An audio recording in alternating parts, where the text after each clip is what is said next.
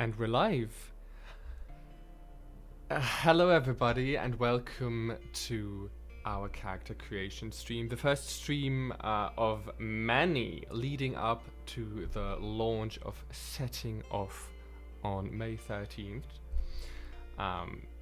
Happy for everybody who's joining us today.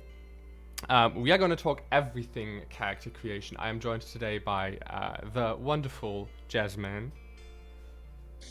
It's me. Hello.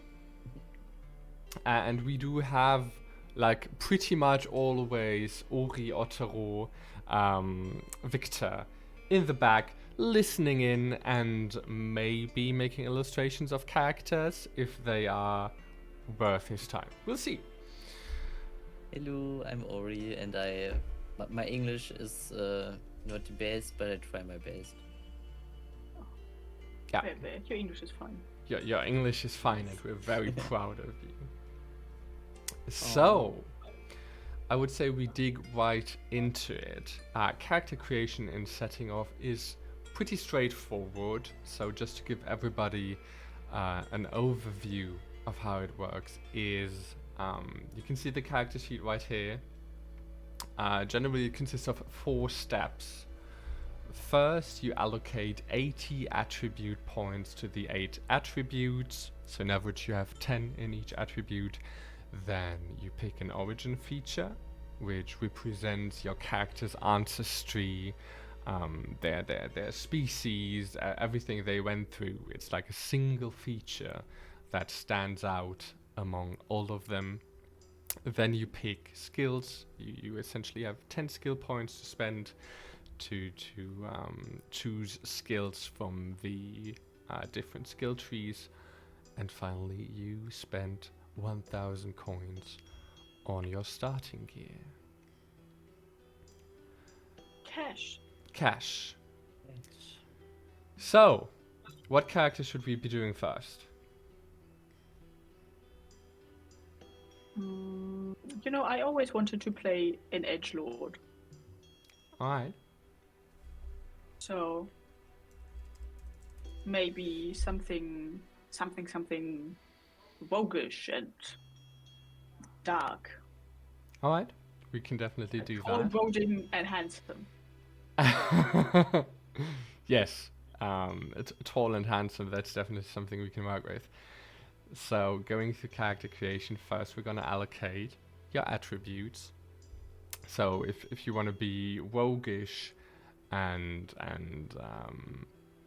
dark and moody and tall, the most important attribute for a rogue would be agility, because this represents your general speed, your sneakiness, your stealthiness, and it's really essential for all of the illicit activities a rogue enjoys. So when choosing attribute scores during character creation, each attribute score needs to be between 5 and 15. So generally speaking, I would say our edgelord has an agility score of 15. What other attributes are important to you, or rather, what attributes are not important to you? I think a bit of strength would be nice, to punch people in the solar plexus, which is very important. Yes, you always have to aim for the solar plexus. It is the spot, as some would say. It's a rule. I don't make the rules, it just is like that. So, I can imagine that like creativity is maybe not that important. Maybe instinct would be like a good strong skill as well. I personally like to have lucky characters, because I often roll shit. But if he's an edgelord, he's quite unlucky, right? So putting luck on 8, maybe. So generally speaking, it's always advised to like for a skill, for an attribute you want to be good in, a 13 is always a nice threshold because it enables you to go for more skills in that particular attribute. We'll get to that later. So that's why I put strength and instinct to 13.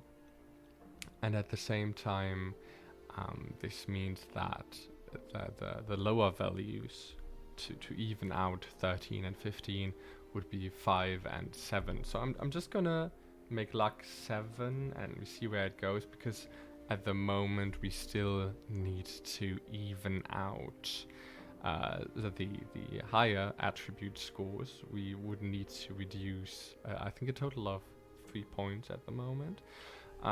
So one option would be to reduce vitality, memory and presence to 9 each of them, or one of them to 7. What do you prefer? Can you explain again what presence is? So your charisma, uniqueness and nerve. And talent. And talent. I mean, your talent is creativity, actually.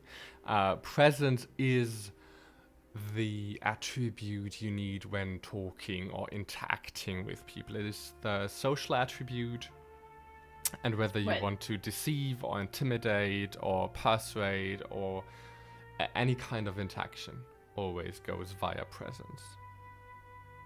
Well, I think if we're going for a classic edgelord, right? They are not very talkative, are they? They are always just like brooding somewhere in the background. So definitely reducing presence. I don't know. Maybe, yeah, like 1 on vitality. So like 2 points on presence and 1 on vitality. Right. So, like this. I hope you can read everything, by the way.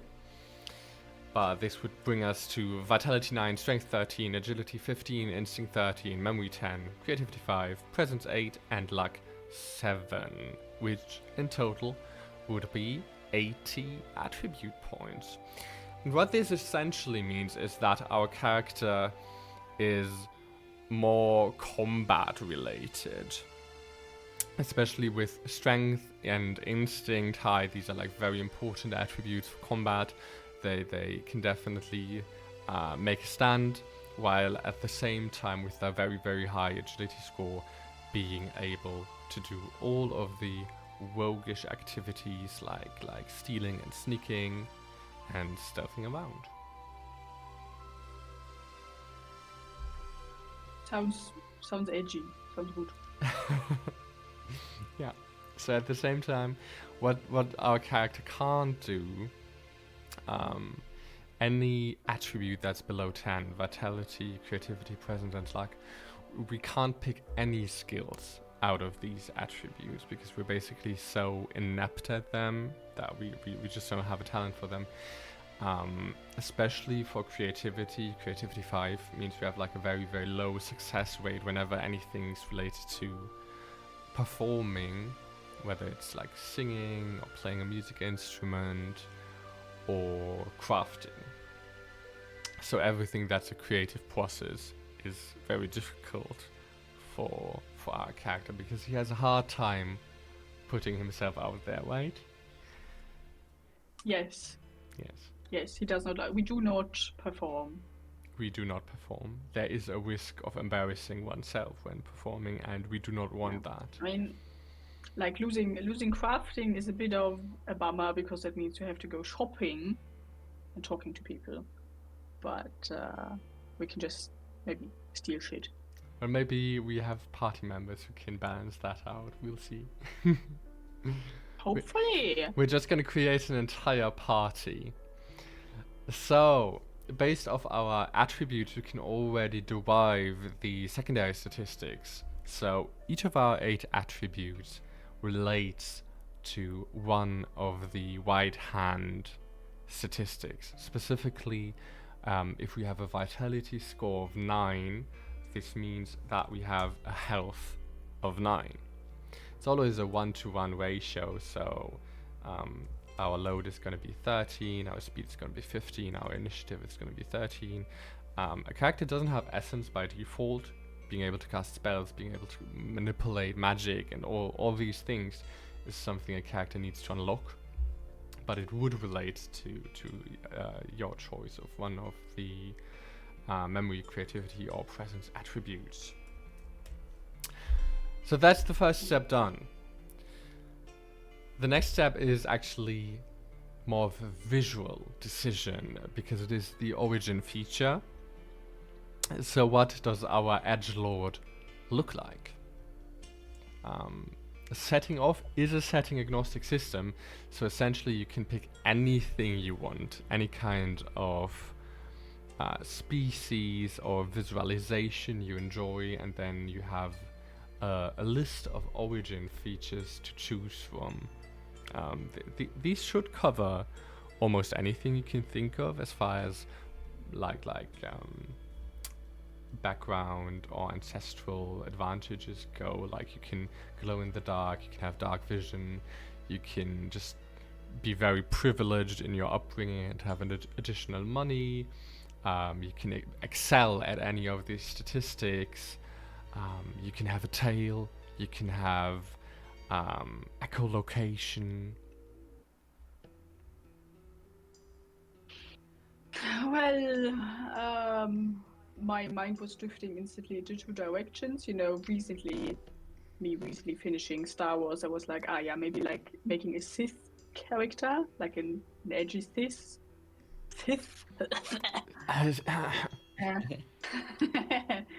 Or making like a Decepticon Transformers Sure. as well.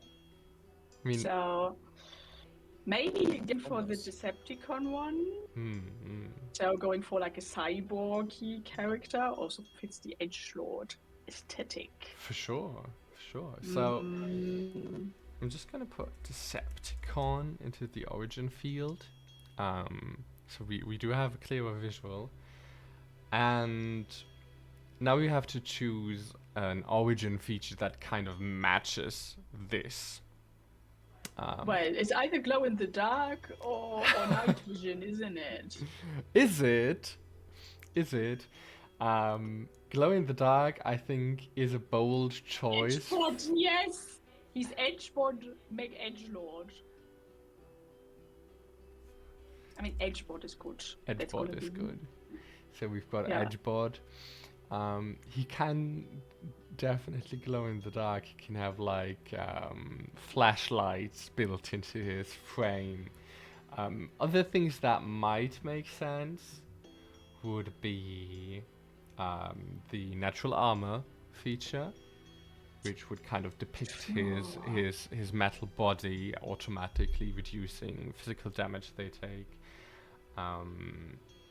They could have the self-sufficient origin feature, which would mean that they don't need to drink or eat. And yeah, I mean, definitely what you said, they could have dark vision if they have like some sort of mechanical eyes with dark vision. They could have the gifted feature to make them to increase their health or their speed, to make them faster or sturdier. I think I'll take the self-sufficient one. Alright. So And I need to research what kind of car edgelord would be. for sure. Evil cars. So in general, there's a bit of a debate going on among playtesters as where to put the origin feature. Some people like to actually write the origin feature into the origin space, where I wrote Decepticon. This is up to personal preference. I myself like to actually write the species or the visualization into the origin space and write the origin feature itself into the skills space, but this is up to personal preference. Have you decided on a car? No, I googled evil car and no. No. Alright. Maybe we will get a I can imagine one of the first things that pops up when you search for evil car. My mind wanders. It's probably either a One was Batmobile or like wasn't it like quite famous, the like Hitler's car? That's probably something I'm not allowed to No, say, but probably not. I mean, the first, like, if you picture search evil car, there is like some oldish cars. These what did you call them? Oldtimers. Jesus Christ. There is I think there might be one bluish Camaro. There is one evil Lightning McQueen. You know, in in full black with red eyes, vampire fangs, and I mean, that 66 is. on the side. Yeah, the 66 is definitely necessary. But like the evil vampire lightning McQueen aesthetics, I kind of dig for Edgeboard. And there's one really terrible one, which is like a cartoony red car, like really round with eyes popping up. I have to send you a picture, and like devil's horns. It's the worst. It is the worst, but it's really fun. So none of these I feel are like cool enough. And there's Herbie, you know, the old Kiefer from the movies. But he's So- not evil. That's a bit No, rude. but I think there is one movie where he has an evil twin, or where someone is like doing stuff to him and he turns evil for a short while, I think. Maybe that might be true. Kitschau bezeichnet. Alright.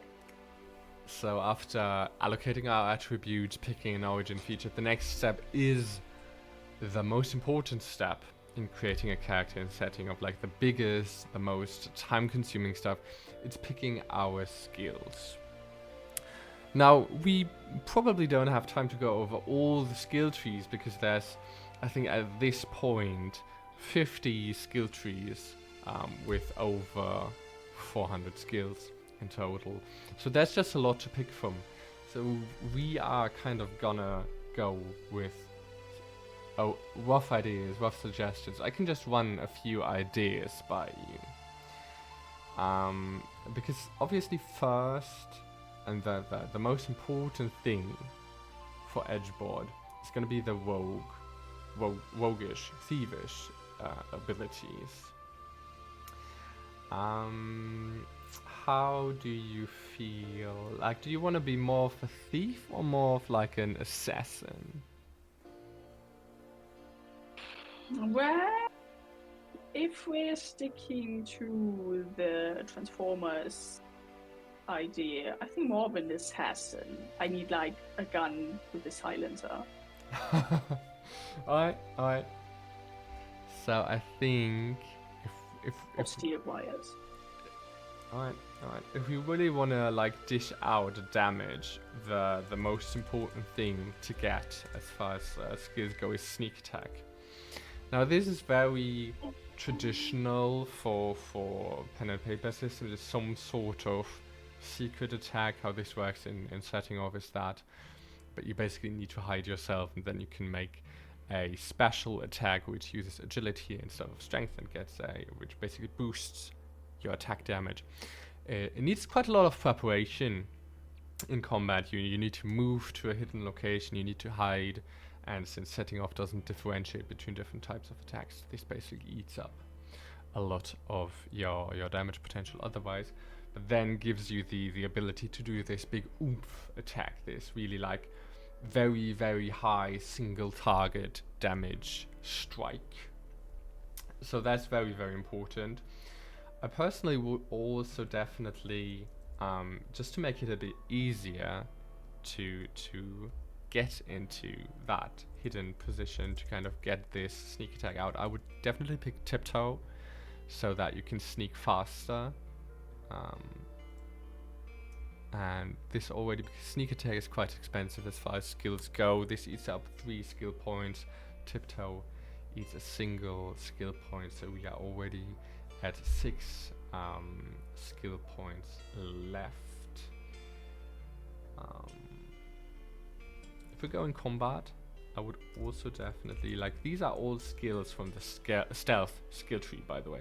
I would definitely take covered, which allows us to make one attack per turn without revealing our position, essentially. So we can really, like, because you said you wanted to be like a sniper, this is a very effective way to be a sniper, because you can essentially make one attack and call it a day afterwards. Maybe reposition yourself, stay hidden, and make the most of sneak attack. Is there anything? Yes. I'm drawing your character right now, but I don't have a car, so I just make a metal guy. If you don't give me a car, just draw. Wait, let me think about what would be like a good car. Can you ask your chat if they know cars? That would be good. Do you know cars? Chat. Do you know cars? What is a good car that gives you evil and Cars. rogue? Big. Evil energy, yeah. I mean, like Dark a classic green pickup cars. truck, but I don't know if that is like Oh, you could cool be. a monster truck. I was thinking like a military camouflage SUV kind of situation. But they don't have doors, do they? I But a don't monster truck sounds also really cool. know. Oh, you mean the Humvees? So we've got Corvette Stingray. Oh, from chat. the SWAT car. Like SWAT car. That's true. What was it called? Yeah. Like Betty or something like that? The Stingray has evil eyes. The Stingray does have evil eyes, but it's like a very sporty car. So Yeah. that's like a very sleek Sporty. modern I mean, look. I mean, I mean, you are, you can- so your character is sporty. Your character is sporty, that's true. I mean, it's true. He can't be like a like super buff. He needs to be more sporty. So maybe not a SWAT car, but I mean, a Humvee might be good, but in black, right? Because we're edgy. What car? A Humvee. It's a military car.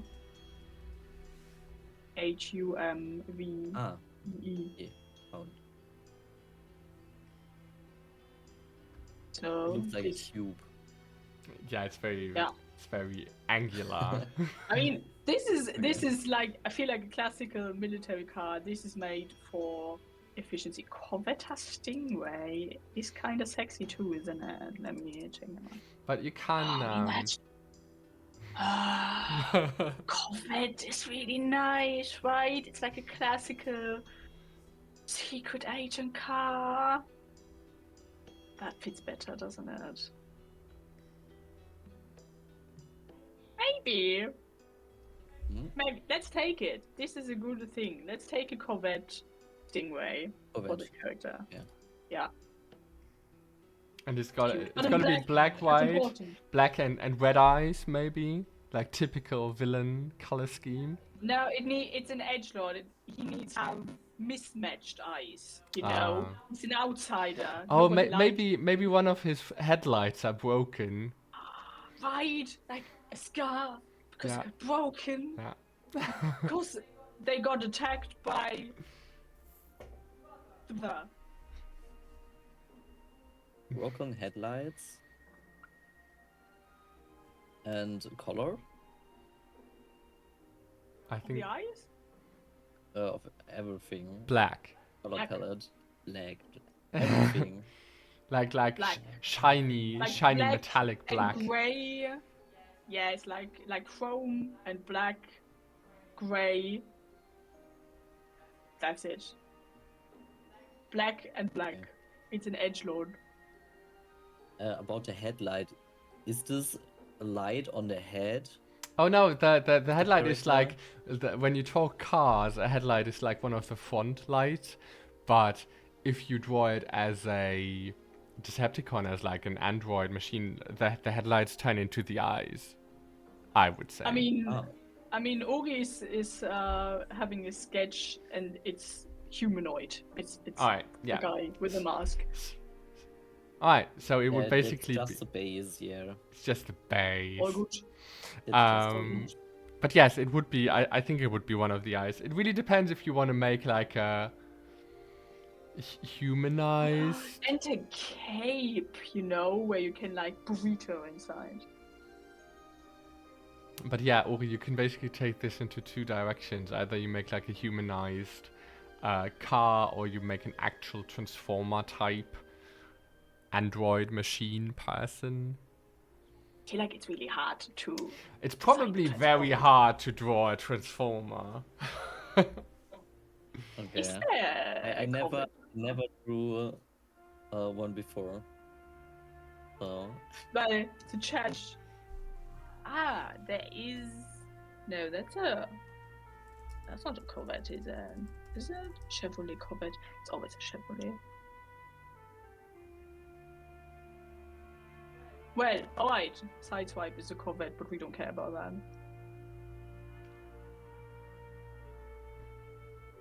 But yeah, I mean, is this Sideswipe? Who's you? Ah, The green one. the green one. Yeah, right. I the- was looking at them. They do look really cool. The green though. one with the. I think is it katana? I think he has katanas, and he's always like balance. Yeah.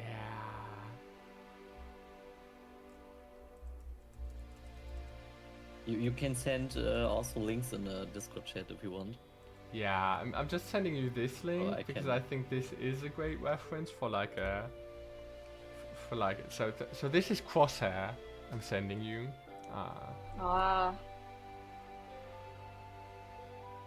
Which I think Crosshair, Okay. as far as Transformer goes, he's like a real. He's quite edgy with the mantle situation going on. There's so much What? happening in this picture. Yeah. What the? Okay. Have you watched Uri? Have you watched the Transformers movies? I think one or two. Alright. That's Party one. when? Yeah, we can watch together. I don't want to watch it alone. Is it too scary for you? No, Finn don't want to watch it with me, and I always want to watch movies with other people, with friends. But yeah, we can do that. Transformers movie date. So, what else does Edgeboard need? What is he able to do? As far as skills for rogue archetypes goes, you could definitely be able to pick locks. You could be able to disable traps. That's another like key skill, I think. We could definitely also invest into strength-based skills. For example, weapon training. If we want to make our rifle attacks, our sniper attacks stronger.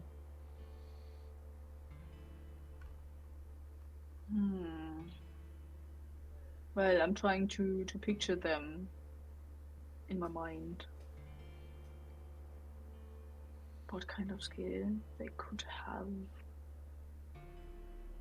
I mean, I don't think I would go into the direction of dismantle traps and stuff or pick locks. They are too big. They just kick in doors. So there's also a few interesting instinct-based skills, I think. I think maybe a fun thing would be especially I think for a Transformer character, would be the lie detector skill, which basically enables you to spot lies. And I think for a machine character that's kind of fun. You could That is also kind of fun. you could go into the piloting skill tree, which would allow you to drive vehicles of your choice if you want to me. be able to drive yourself. And there's actually more. That's kind of my mode of Like how I walk, isn't it? I don't know. I mean, technically, I would allow you, like, if we were playing this character, um, hypothetically, I don't think your starting gear would be enough to buy a Corvette. But later on, I would like maybe there's a few Would have to Transformers which. start as a trash car. No, Like no, you don't start as a trash car. That gives me that does give me a bit. How was the friend of Lightning McQueen called again? Hook. Hook. Gives me a bit of Hook vibes. But I was thinking It's more not a like, trash car. do you remember a few of the Transformers like? In their origin stories couldn't transform because like their spark or something was stolen. I'm not an expert on Transformers. You But mean the Transformers 1 movie? yes. So this could be like the situationship that you can't transform in the beginning, but then you learn it later on, because technically, obviously, like a Corvette would have a much higher speed still than 15, even if 15 is decently high. But so yeah, Maybe that's just go for that's an option. That's something you can do in setting off. You can get the pyramid skill to basically be able to drive vehicles of your choice. You can even invest more into piloting. You can get better at maneuvering, at generally driving and doing all kinds of tricks. So that's an option. You can also focus on reflexes. You could grab the adrenaline surge skill to give you additional actions outside of your own turn. You could grab the head start skill to reposition yourself at the beginning of each encounter to already like kind of get into a hiding space.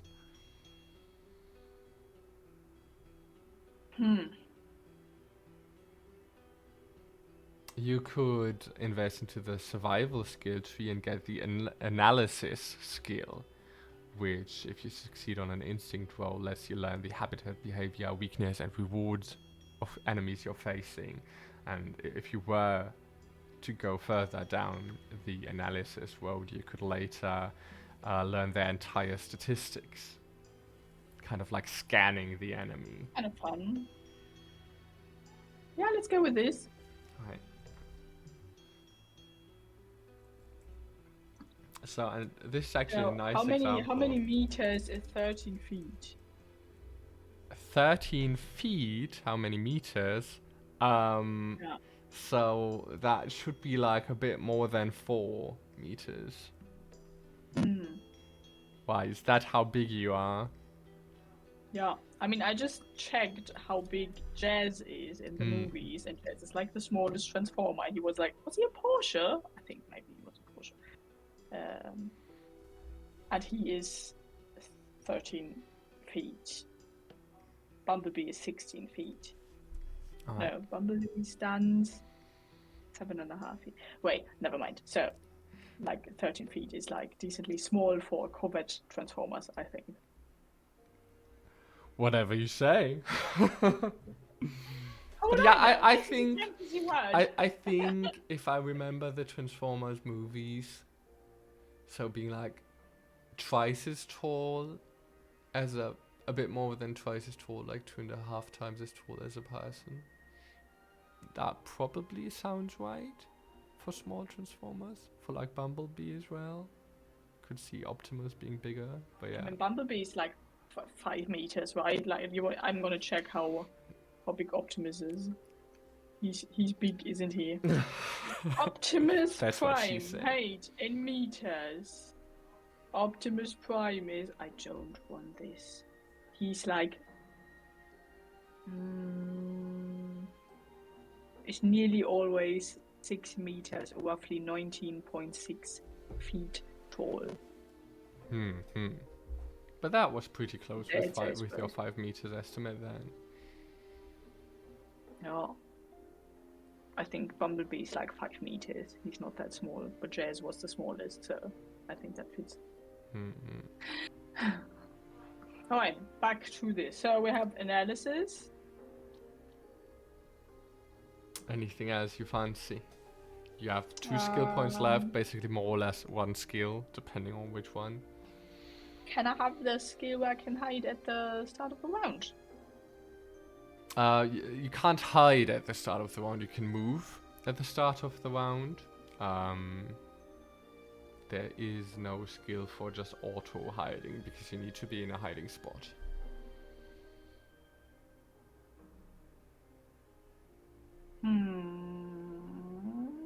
Well, then do I have enough skill points to get the oomph on my rifle?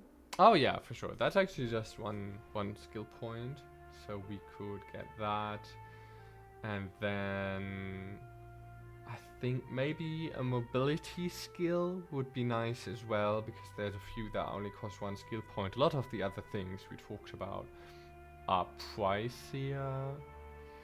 I think that might be fun. Do you want to be like maybe good at climbing? Do you want to be able to make like wall jumps? That would be like 2 options. I don't think Edgeboard is going to be a good swimmer though. He's gonna walk on the ground.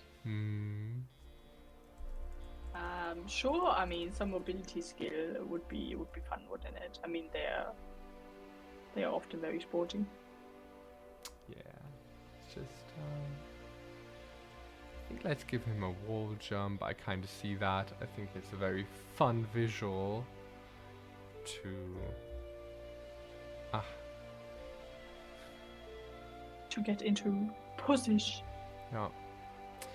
This is as I feared. We are currently working like with an in-between version of the character sheets. We're having the PDF revamped, but at the moment I can't fit more text into the box. So we're just gonna have to actually like, I'm just gonna do it like this.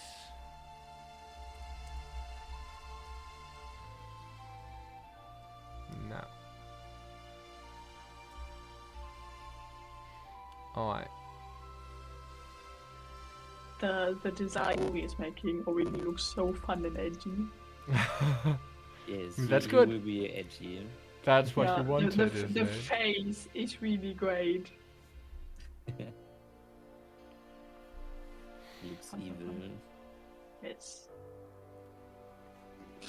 I'm very excited. I'm going to check it out in a moment as well. But, so yeah, this means we've picked all our skills. Essentially how this all works is our edge board kind of like exists in a void at first and would be able to do anything a normal person would be able to do, and by picking skills, by giving him all of these passive and active abilities, we kind of shape what he's able to do. And essentially by picking the self-sufficient origin feature and like not being able to not needing to eat or drink, the wall jump, sneak attack, the tiptoe, covered, all of these roguish abilities together with the weapon training for rifles and the analysis skill, we have basically created like a sniper type character, a bit branching off of a traditional rogue, very, very focused on getting into a good hiding space and then taking out his enemies. He's just shy. He's They are just shy. just shy. Yeah, yeah. That's true. Is Edgeboard a he or a they? Because I've used both. I think they. Right. I feel like this is more fitting. It can be like, they can be like male coded, but I think they fit quite well for the Transformers aesthetic. Right. Yep, I think so too. Alright, the final step of character creation after allocating our attributes, choosing our origin feature, and picking our skills is spending money. A character has 1,000 coins by default to spend on anything, and the core rules actually cover like very, very basic starting gear most characters should pick, and have like a very, very long list of various items for various settings, including magic items and cyberware. And when creating a character, you can pick anything from all the list as long as you have money. Usually, I always tell players that they should pick clothes. I feel like that's kind of optional for Yeah. Edgeboard. You don't need them. I don't need clothes for the first time in my life as a player. I don't need to buy clothes. Yeah. But what I would definitely suggest is a bag. That can be anything. That can be like a backpack, very, very classical. But it can be a satchel. It could even be like a compartment somewhere inside your body or anything. The flavor is up to you. But the nice thing about having a... What? It's my trunk. Yeah, it's your trunk. Just popping your trunk. So the nice thing about having a bag is that any item inside of it doesn't count towards your character's load. So even if Edgeboard has a very high strength score and subsequently a very high load of 13, depending on what they are carrying, they might exceed that. So we're just giving them a bag which increases their load to 1, but enables them to carry like up to 20 items for free, essentially. What else do they need? They need a weapon, right? I think we mentioned a rifle. Yeah, like either like a good handgun with a silencer or a rifle would be fun as well. As far as, I mean, silencer per se doesn't exist, but you cover that by being sneaky. Basically, our covered skill kind of simulates the idea of having a silencer. As far as rifles go, you have the choice between a repeating rifle, so that's like a very modern weapon that has like a big magazine and doesn't need to be reloaded, versus a single shot rifle with like a pump action or single shot action or whatever you like, which does need to be reloaded but deals more damage. But a pump gun is quite loud. I mean, it doesn't need to be a pump gun. There are sniper rifles, which are single shot rifles, where you have to load in a cartridge. I'm no firearms expert, so if anybody knows this better than me, but yeah. I think I go with the single shot because it looks cool and edgy when you like reload it. Yeah, like it's always like these impactful movements, isn't it? Like in movies and stuff, where you put like a single shot in, and then after firing, it kind of flies out of the rifle. Yeah, then you pull back like to recharge, and you see like the shell flying out. So. Yeah. So the single shot rifle is one of the highest range weapons with like 60 meters or roughly 200 feet. It's got like a very nice amount of damage, and like the damage, the amount of damage a weapon does is static in setting off. You don't roll for damage, you just roll to hit, and all of that is to make combat progress faster. We do have weapon training specifically for single shot firearms now that we've decided, which actually allows us to use the rifle's feature, which in the case of the single shot rifle is piercing. So essentially you can yes. The rifle is the rifle a separate item, or is it like in the arm of your character? Is this possible? It is possible. So from a Transformers perspective, it's possible. From a setting off perspective, it's possible as well. There's 2 ways to do that, so I can quickly tell you how it works, and then you can tell me if you really want that. I think he's asking for the sketch, no? Yeah, but we need to know this for the sketch, don't we?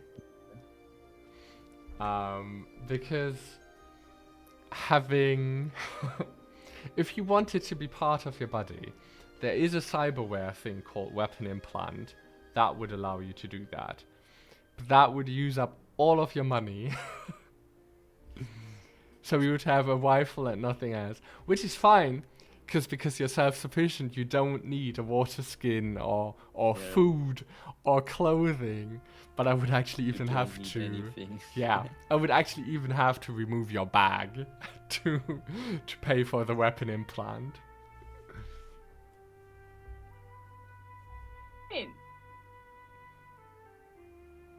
But then I would have no cash, right? Yeah, the weapon implant is exactly 1,000 coins.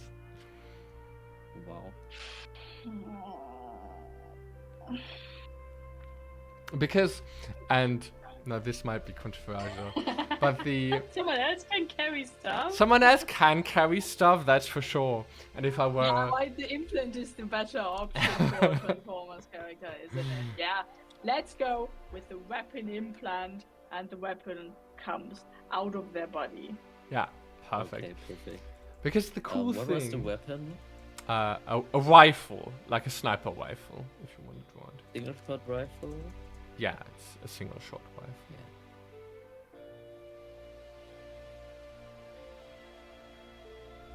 Yeah. Implant. Yeah. It's just one of your arms. No. I mean,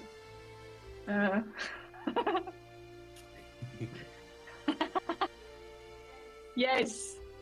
I mean, it's a Decepticon. I mean, not even a Decepticon. It's an Autobot. It's a Transformer. It doesn't really matter if they're naked, right? All of them are naked, except for Megatron at some point with his ripped ass ape. And I mean, Crosshair has a cape, but it's made out of his body parts. So. That's true. Yeah, the cape, right? Right. And I think it's good. They can be naked. They have the rifle. They don't need nothing else, you know. They are too bitter anyway for that shit. And I mean, the cool thing about the weapon implant, which is why it's so expensive, is first, you can't be disarmed. Like, enemies can't take away your gun. And second, you can actually, so it can be part of your arm, it can be part of your chest or legs or wherever you want it. It could come out of your shoulder. But you can withdraw it into your body, so you can hide it, technically. I still think, depending on the setting, running around as a huge Transformer, whether Autobot or Decepticon, it's kind of a giveaway that you're probably dangerous. But yeah. So, in a very Excuse me, Autobots, like Transformers, can be the softest of beings. That's true. With ginormous guns. So Edgebot is an Autobot, yeah, because I did put Decepticon in there first. I'm not quite sure about that yet. I mean, they are just a Transformer for now. I don't know. It depends on the story if I need to get used to this more. If they get evil or nah. But yeah, I think to have nothing, just, you know, literally yourself and your weapon is kind of freeing. Like, Edgebot is a free spirit. No attachments to no one and nothing. Perfect. Alright, wonderful. That finishes our first character then. Yeah. Design is also finished. Is it? Awesome! Really? Yeah. So if you want to see that, definitely check out Uri's stream. I'm gonna take a quick peek. That does look really cool. Right. They do give me a bit of like Ultron vibes. I love that. I love Ultron. Smash. I'm happy you like it. Smash. Yes, Edgebot. They're perfect. Next character design. Yes. I really wanted to play an Edgelord, like, next time. Yeah, you did announce that. Right. I think We I probably can't play a Transformer because they are too big. I But mean, you maybe just like an can. Android character. Yeah, I mean, we can. You can play a campaign just with Transformers in a I would world love who is just made for Transformers, you know? Or in a world where Cybertron. everyone is dead or something like this, and I you mean, would there. the setting I'm prepping, not everyone is dead, but there is technically all sorts of like androids and machinery. So maybe we can talk about it. Maybe you can play Edgeboard. They're 4 meters high. I couldn't even go into houses. That's true. But that's a character choice, isn't it? Just like always staring into the window, like, guys, can you talk over here, please? And I mean, your I can't really hide very well when everyone's like 180 and I'm 4 meters tall. but their presence is kind of low, so it's not like you want to be part of the conversation, is it? I couldn't be part of the conversation. I wouldn't know how. I would just implode. I have sent you Edgelord. You can use it for your next campaign, I guess. Perfect. Ah, thank you. That's a cute sketch. Save. But Download. what are we gonna create next? Are there any great ideas from chat about what kind of character we should create, or maybe you have an idea, Ori? Me? Why not? I want me as character, like other boy, An other boy. setting off character, yes. All right, Yeah. we can do that. Yes. So Yeah, well then I need to be 23. Let's go. Okay. so I'm just. Do you quickly- save the edge board?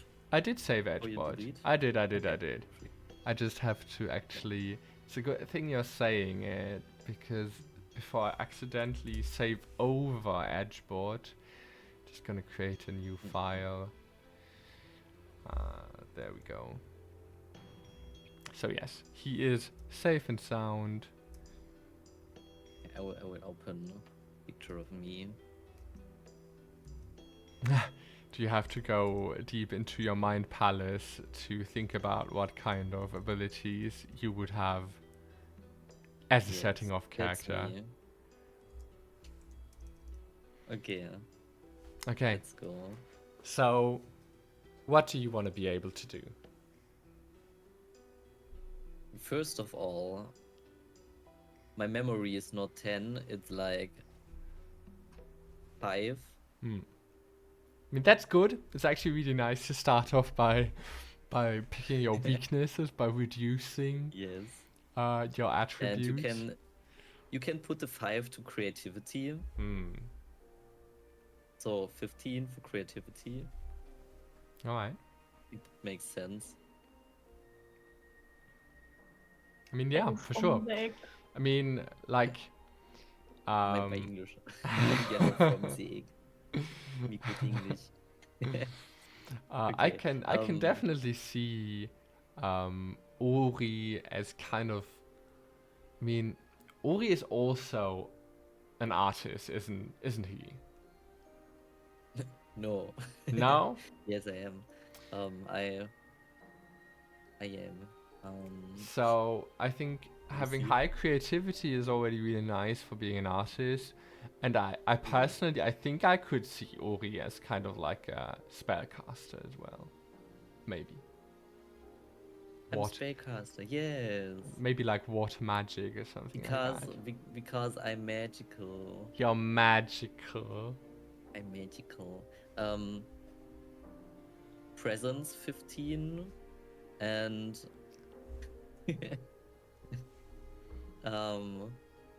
strength like Now I'm I'm 9. curious. I was about to say like, is it gonna go up or down? 9. It goes 9. down a little bit. Yeah. So something else still needs to go down quite a bit. Vitality. Right. So 9. how much? by- Alright, by 9. total. We're still 3 points over. Still need to Yes. reduce something else. Instinct. You think 8. so? Alright. I think so. Yeah. Maybe you're right. So you're still 1 point over. Do you want to reduce strength to 8 as well, or do you want to put Yes. something else? Yeah, I think so. I think that's reasonable. So that's a decent stat line for like kind of like the center cap for like a party leader, for like the talker of the party, the face of the party, for like a crafting character, or for like a spellcaster. These would all definitely be options. Just gonna quickly put in the derived statistics as well. There we go. So you're not a spellcaster yet. We're gonna see if you're gonna become one. If you want. So we allocate the attributes. Next up would be the origin feature. Now, you are an otter boy. I am. I think one very obvious origin feature would be aquatic, so that you can Yes. breathe air and water and not be slowed while swimming. I'm thinking, is there something else?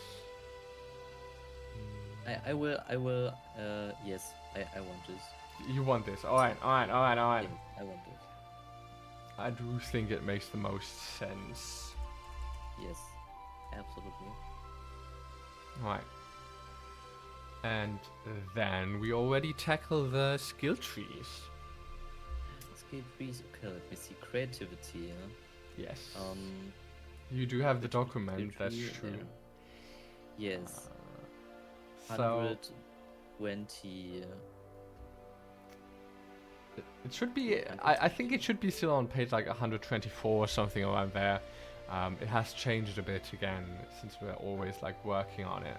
But I think the Yeah, most important skill 122. tree, or 122, the most important one should be artistry for you.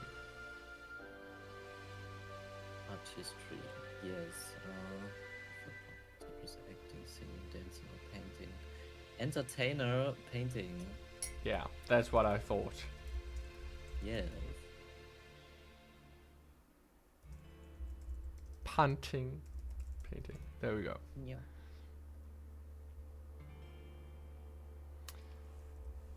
So, and the artist's skill tree is really all about like non-magical entertainment, but about giving your party a bit of a boost.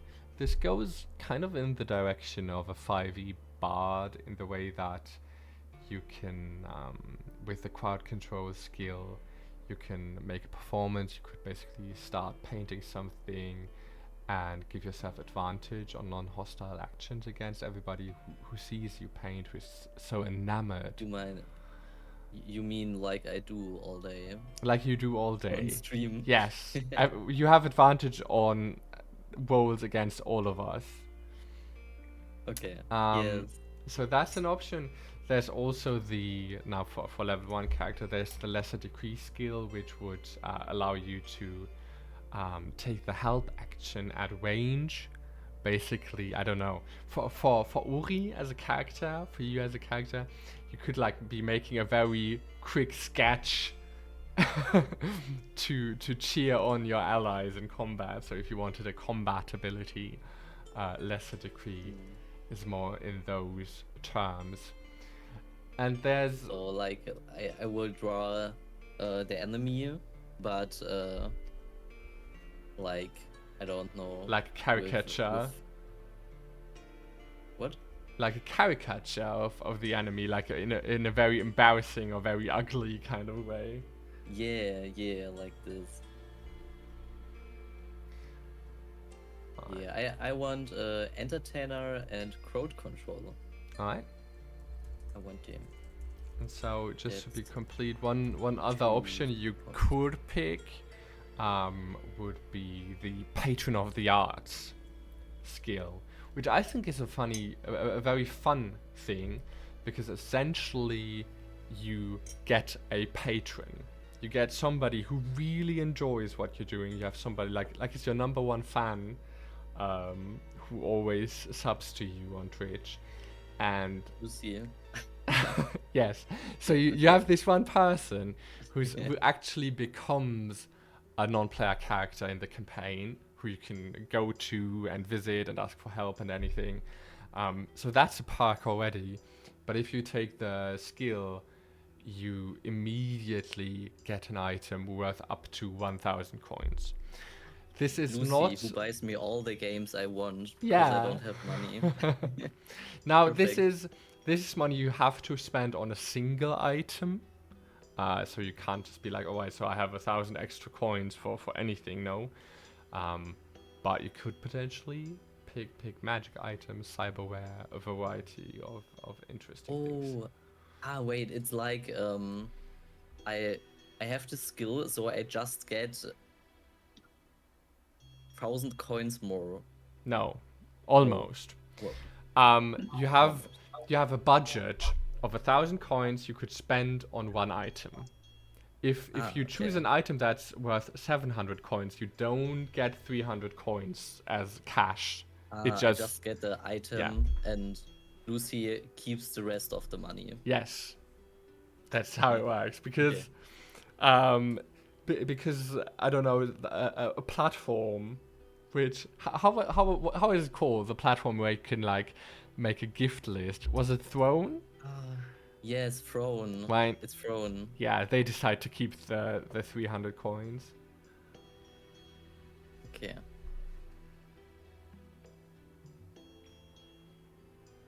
Okay. Yes, I want this. Right. So we can pick the item later. For now, we just keep it in mind.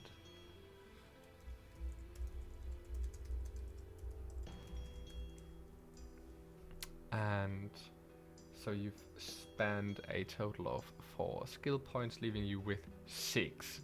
Now, an interesting decision for you would be if you want to be a spellcaster or not. Because then I would definitely suggest you to check out the spells first before you spend skill points on anything else.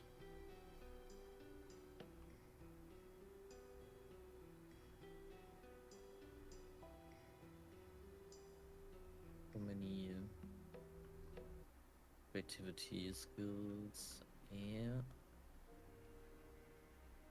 I mean, in general, if you don't want to be a spellcaster, I think a great idea or a great thing to focus on would be the commanding skill tree among the present skills, which basically gives you like more flexibility with your help action as well. And there's like great synergy between creativity and presence to make a very, very supportive non-magical character.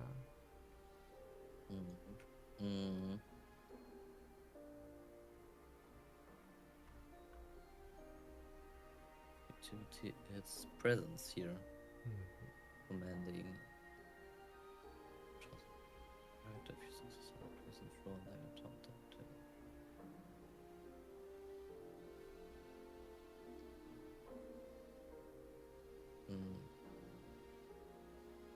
Commerce, maybe.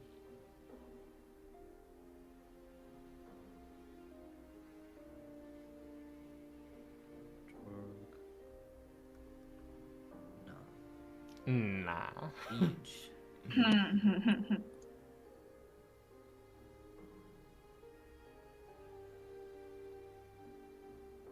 Silver tongue.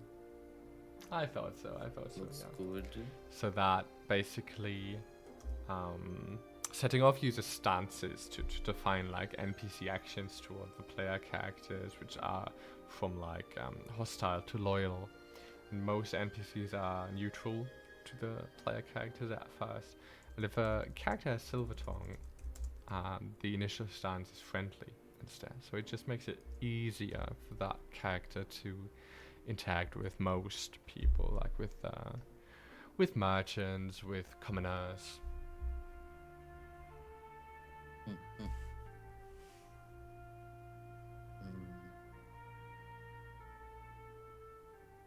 Is But I there a think skill? Is there a skill for Uri not being stinky? That's an excellent called soap. question. It's called soap. There is But soap as an item, actually. Mm, it's not expensive enough. it's not I expensive don't want enough. this to be the item that Lucy is buying for me. I mean, actually, I think if Lucy is your patron, Lucy gets to decide what item she gifts you. But that's just me. Nah. Nah. It's not on my wish list. But I think I actually want some magic. Is there water magic? There is water magic for sure. So if you want to be a spellcaster, first you would need to get the For 1 point. spellcaster skill, for 1 point, which basically unlocks magic, and you could choose either creativity or presence as your spellcasting attribute. Creativity. So essentially, whenever the game refers to spells and anything you do with magic, you would use creativity. And this, like taking the spellcaster skill, basically unlocks essence for you, and you have essence equal to the chosen attribute. 15. Yes. And there is water magic. It's called Aquamancy, and it should be one of the first spellcasting skill trees. Airborne, anti-magic, aquamancy. Yeah. You can create, destroy, or otherwise manipulate water in a number of empty spaces. You can choose two additional spaces for every character channels with you. Ice shards. Ah, that's what Sapphire has with the ice shards and water manipulation, right? Yeah.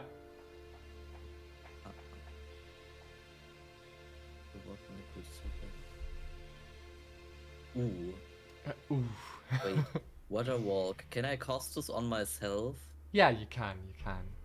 Ah. I want water walk. I Alright. wanna walk on the water. Very Like- Jesus of you. Like Otter Jesus. Yeah. Jesus.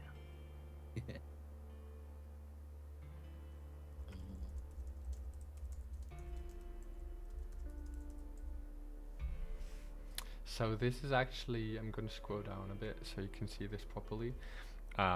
The setting of character sheets does consist of 2 pages. The first page is like the most important one and the one most players will be using. The second page is kind of optional. This mostly includes a bit of space for spells, so it's not as cramped up there. A bit of space for note taking, and these little clickable condition markers during play, so you don't forget what condition you're under and what the condition actually does.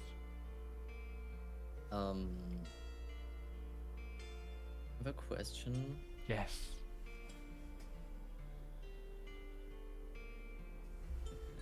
Otherwise manipulate water in a number of empty spaces. Does this mean I can now, when I use water manipulation, I can use water manipulation and water walk to just create spots with water, let them fly and just walk on them, so I can, I don't know, sit on a water ball and just fly up to a tree or something like this?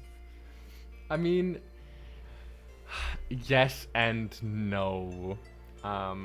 Water manipulation is not like an extended spell. It doesn't have like an effect duration or anything. It just happens. So basically what happens is that if you cast it into the air, the water falls down as rain or it just splashes to the ground. If you were casting it in combat, like, you know, if you had water walk active on yourself, then you were to cast it in combat and created like a staircase of water, I would allow you to walk over it, but like at the end of the round, I would let it It will crumble. fall down. Yeah.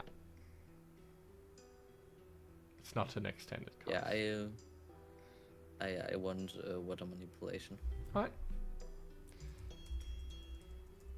So balancing wise, all of the spells are also considered skills, and the character needs to spend skill points for those as well. So water walk and water manipulation both have a cost of 1 skill point. They are a bit cheaper than most other skills, just to kind of balance that out. I've still You have one Ah, skill one point skill left. point left. Yes. Okay. I think I need a skill to fight. So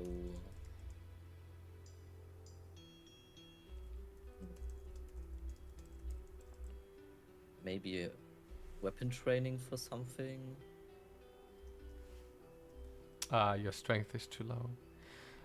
If you want to get skills, you need to have at least a score of 10 in that attribute.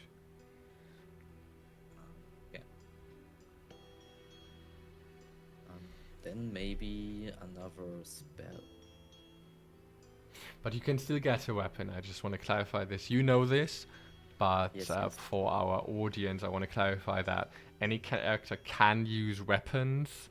The strength score is relevant for hitting enemies, for basically how precise you are with the attacks.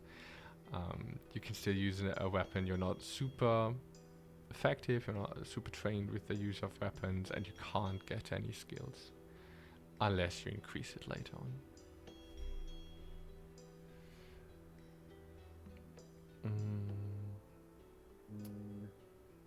What spell?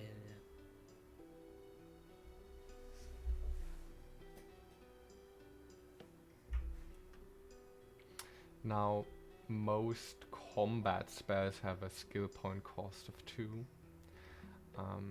Yeah, that's my problem. That's your problem, I thought so. Yeah. Because ice shards, lightning bolt, and something like this, everything Yeah. 2 skill points. Yeah. That is intended.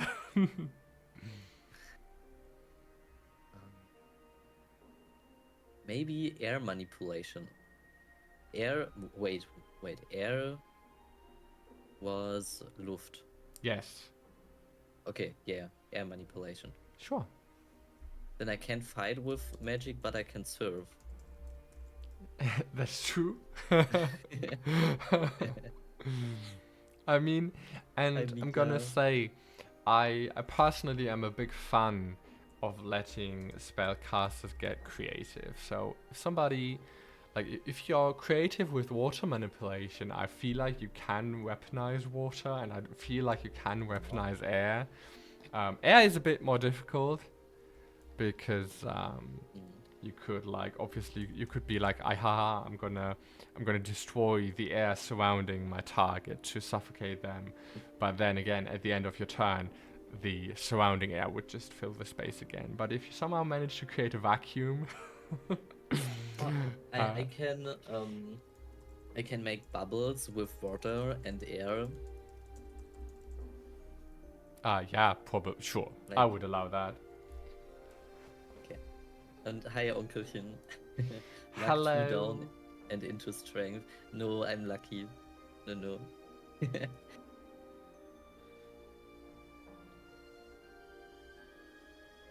Okay, then I guess I don't have any skill points left. Yeah, so that brings us to the final step of your character creation, to your starting gear, spending money. So I'm gonna be very bold and say that you do need clothes as opposed to edgeboard. Oh. Me, Yeah, I Well. don't need clothes. It's okay. Do you? do you? Do I need clothes? I mean, I feel like Yeah, I your think so. signature overall is kind of important. I feel like you kind of need that. Yes. Yes. And I'm gonna Definitely. give you a bag, whatever Yes. that looks like. So you can store all kind of stuff. What do you want to have? You do need to have a focus if you want to be a spellcaster. So I'm gonna give you that. What do you think your focus would look like? Like fish. A fish. All right. Yes. Like I have a wooden fish, and I use it like wie ein Zauberstab. Yeah, like a wand. Yeah, like a wand. All right. That's cute. So we are sitting at a load of 3 out of 8 with clothes, focus, and bag. Without going like we don't have to spend every single coin you have. Like typically, you would probably get like a couple of rations. You would get like a bottle or a canteen or a water skin, and I think one exciting thing to do is actually pick the item from your patron.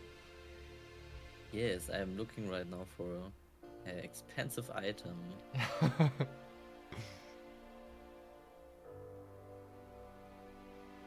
Something I want a magical item. Eine Balliste. Die kostet 10.000. Yeah, yeah. Let me see. Mobile phone. I don't need a phone. So I feel like a classic is the endless flask. In any Yes. pen and paper game, it's always like such a desirable item.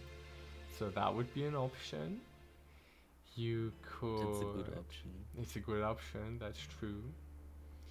You could go for the Everlight, which is like a magical light that you can light and snuff however you want, and it never runs out of energy.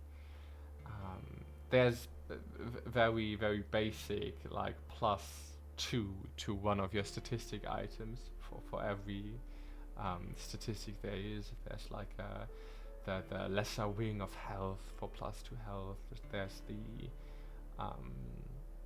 lucky Actually, charm. I know what I want. You know what you want? Alright. Yes. What is it? I want the interface. You want the interface? So- Yeah, so I can stream from wherever I want. Sure, you can get that. So secretly, Uri is part machine. So you have an interface that is out of the selection of cyberware items.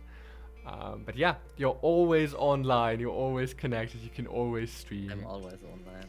Yes. That is the gift from your patron. Do you think you want to have a weapon? Yes. Brass knuckles. Brass knuckles. Alright. Knuckles! Knuckles. So brass knuckles are like a very cheap option. So Yes. it's nice to have for a character who isn't terribly invested into combat. Weight of 1 as well.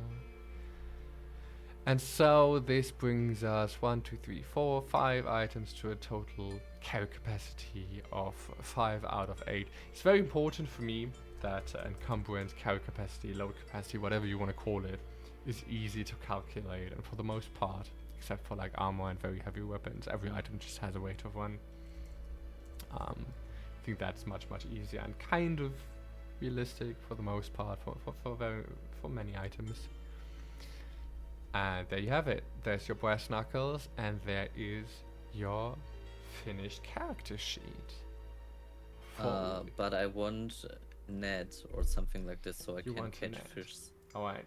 Yes. So if we're going deep dive, you would also have like painting supplies. Yes. If you want to spend some more money. painting supplies, that was like 60 coins. You can Or- have a net. Or is there a fishing pole or something like this? I actually don't think there's a fishing pole in the base rules. Ah, But yeah, you're right. There's no fishing pole. So I'm just gonna put this as like an artisan tool, even if it isn't quite, but you have like a Yes, fishing I'm- kit. yes. Please. Yeah. I also need this as Neil. Neil needs this. I mean, yeah, we can definitely check that out for your character for the Shiroko. So, but yeah, there we go. That is Uri Otteru as a setting of character. Yay. Hey. Are there any more interesting ideas for characters from chat? Anything any of you feel like you have never been able to create as a player character? Anything to challenge me?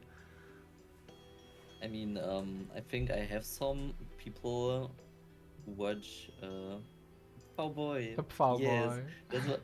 Yeah, that was also my first thought, like Lucy as character. So Lucius is a plowboy. Yes, Lucy's a cow. Alright, a Can you send me peacock. the character sheet? I can send you the character sheet. Yeah, hold on. Yes, thank you. I'm actually here. I'm gonna before it gets I lost. can open a picture of Lucy. Yeah, maybe you Okay, can so- send me one. I think maybe you can send me one on Discord. Oh boy. A plowboy. We're gonna create a plowboy. Mr. Lutzek. I mean, you just made an otter boy, Yeah, That's but Lucy. a cowboy would be fun. but we're gonna need to find out what the plowboy is able to do. So, Lucius Pavonum. Taverna. Pavonum. That's how you say it. Pretty sure. Pretty confident.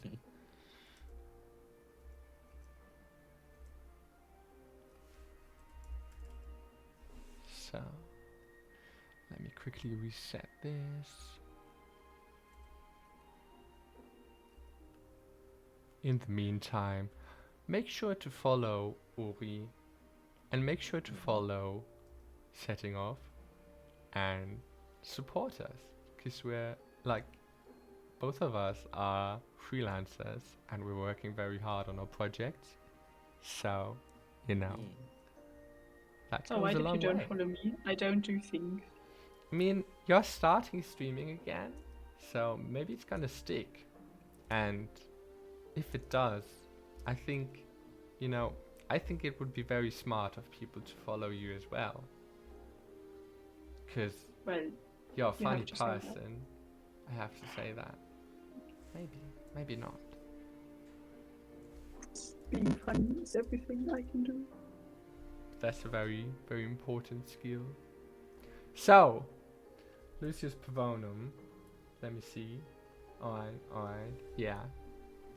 Very, very green. Very, very blue. Looks very cute. Doesn't look very combat focused. Maybe a spellcast as well. Lucy, tell Maybe me. an artist, like a dancer. Maybe dancer. So yeah, tell me a bit about Lucius. What? Maybe Ori, maybe you can tell me something. Maybe Lucy wants to tell me themselves. What is the character supposed to be able to do? What's your signature abilities?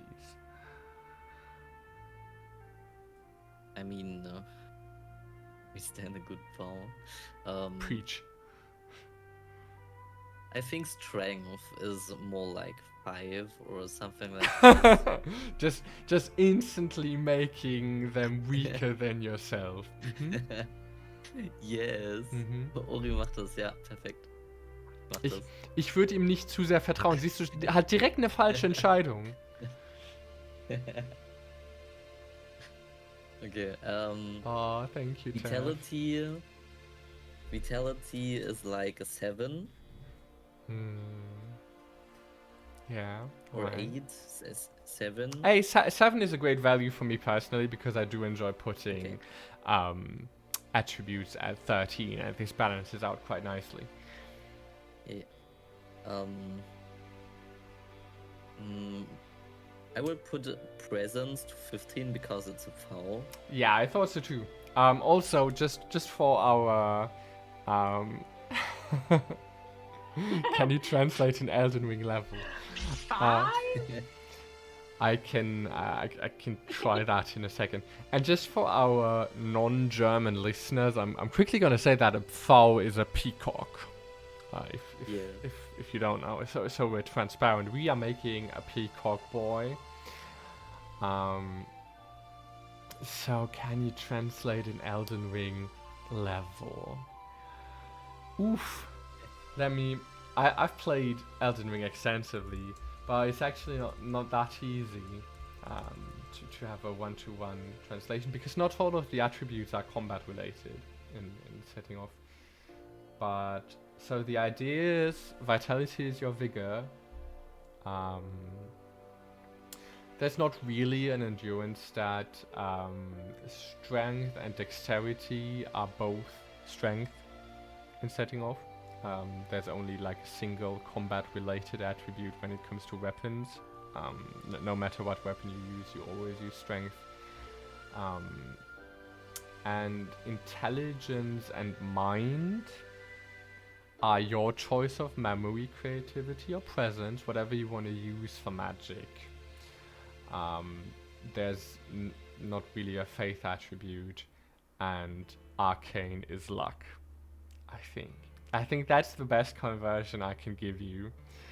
But yeah, so vitality is your sturdiness, it's your health. Strength is for attacking with weapons. Agility is for running around and moving and everything.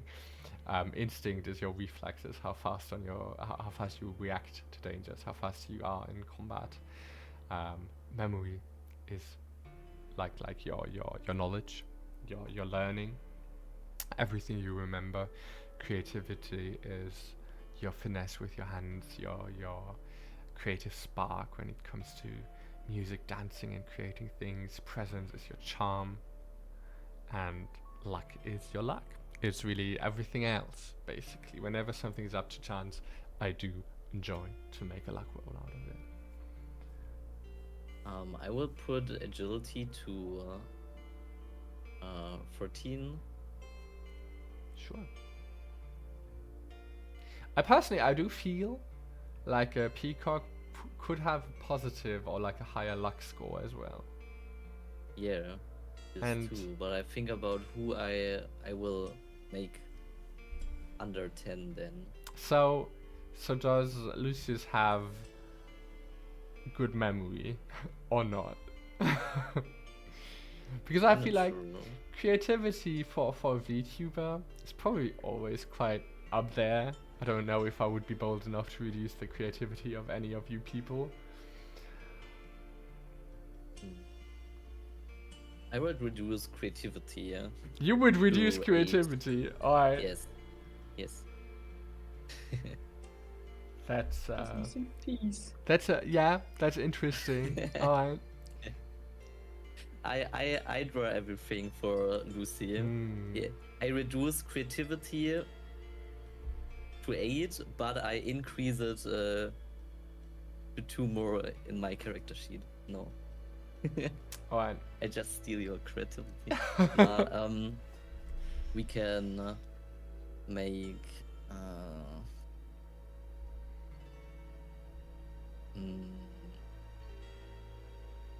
I think memory to 9 and luck 1 point more.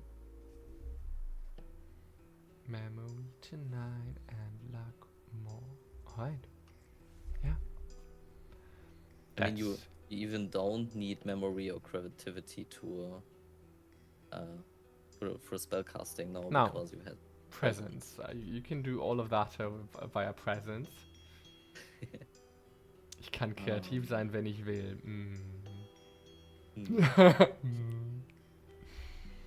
But I think this looks good. Yeah, it does. Like 4 of them are 10 and above 10, So and I 4 of think them are under 10. this is like a decent spellcaster jack of all trades. Having a high luck Yes. attribute always allows you to kind of even out and succeed on other worlds if you want. I think what's very important when you were to play this character is staying away from harm with a high agility score, because with a vitality of 7 you're like real squishy, which is fine. Wait. Lucy says he's dumb, so we make memory to 7 and vitality to 9. Alright. Valid. And alright, there's the attributes. But Lucius, what do you want to be able to do?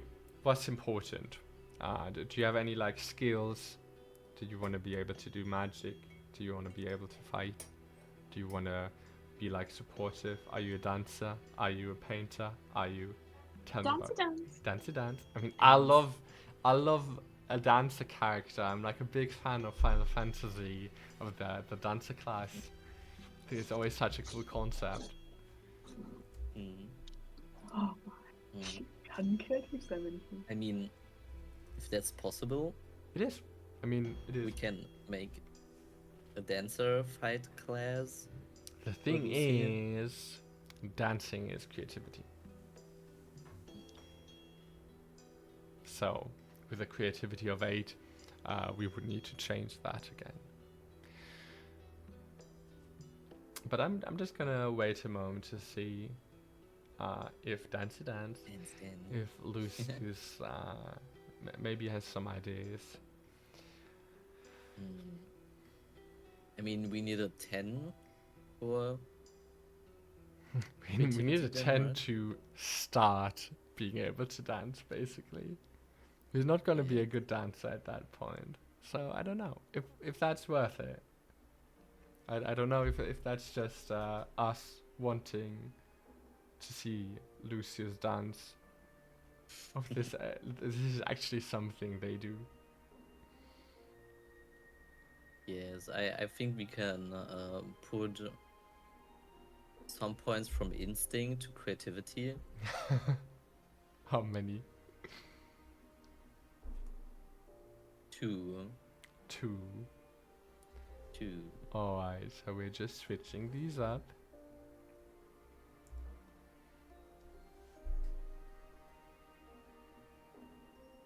And yeah, we'll see where it takes us.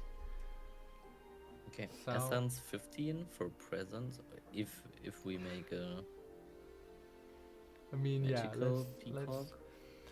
I think let's really see about maybe picking some magic skills, maybe some presence related skills, maybe some luck skills. I think we can work with this. Let's see. Okay. So I think personally, I feel like a peacock is always kind of commanding. So I'm gonna give you the command skill, which basically allows you to give your allies orders. You can use your own actions to basically give them more attacks, more movement, to kind of move them to safety, these kind of things. And that's already like a pretty good starting point.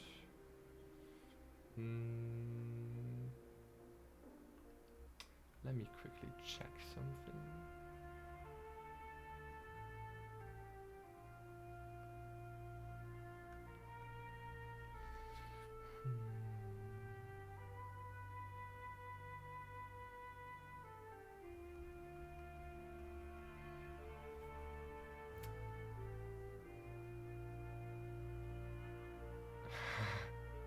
Follow the order of you, Frau Priest.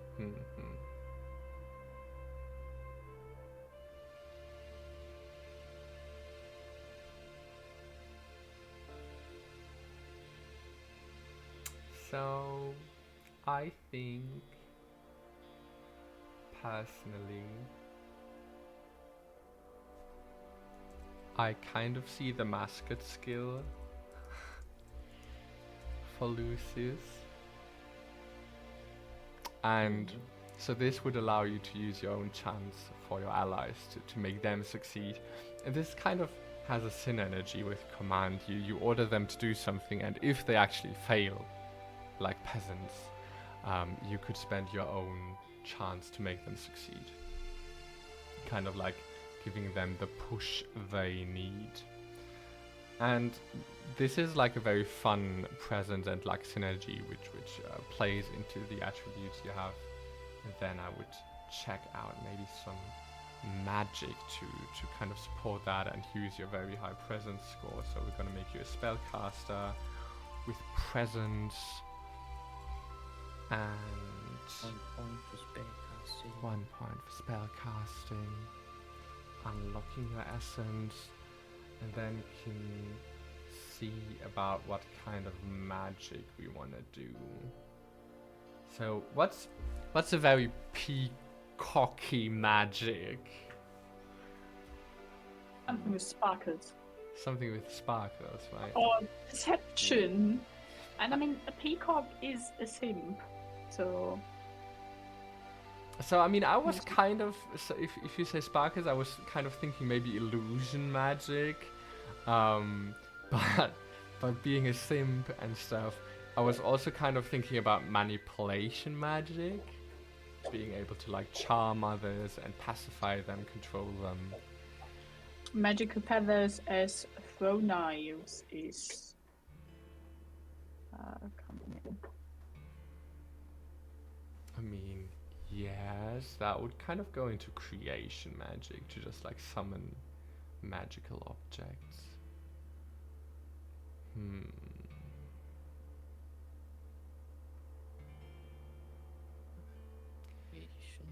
Where Magical. is it? Yeah, I mean, we can go for that maybe. Magical feathers.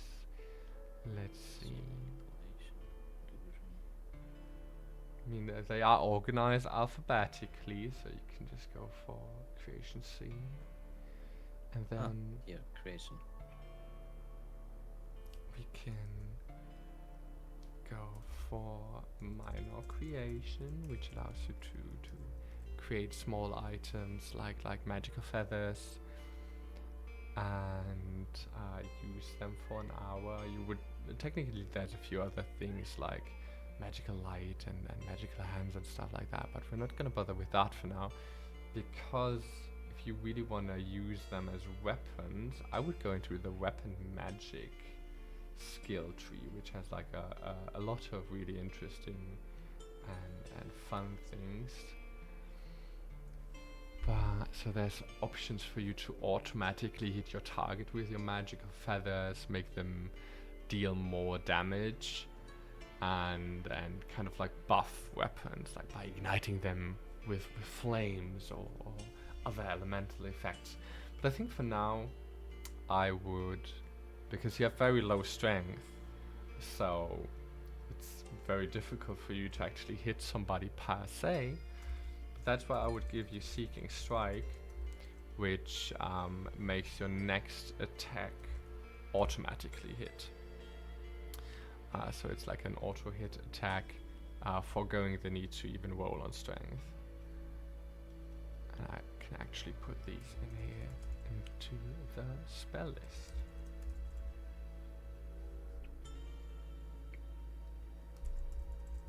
Because I keep forgetting we have this now. The original layout, we didn't have space for, like dedicated space for spells. We only had the King strike! mm-hmm. Yeah. We only had the space for like the first page. And people were complaining about this. So we decided to add a second page. And here we are. Alright, so this is Because at this company we value critique and try value feedback. to get better. Don't be so, be better.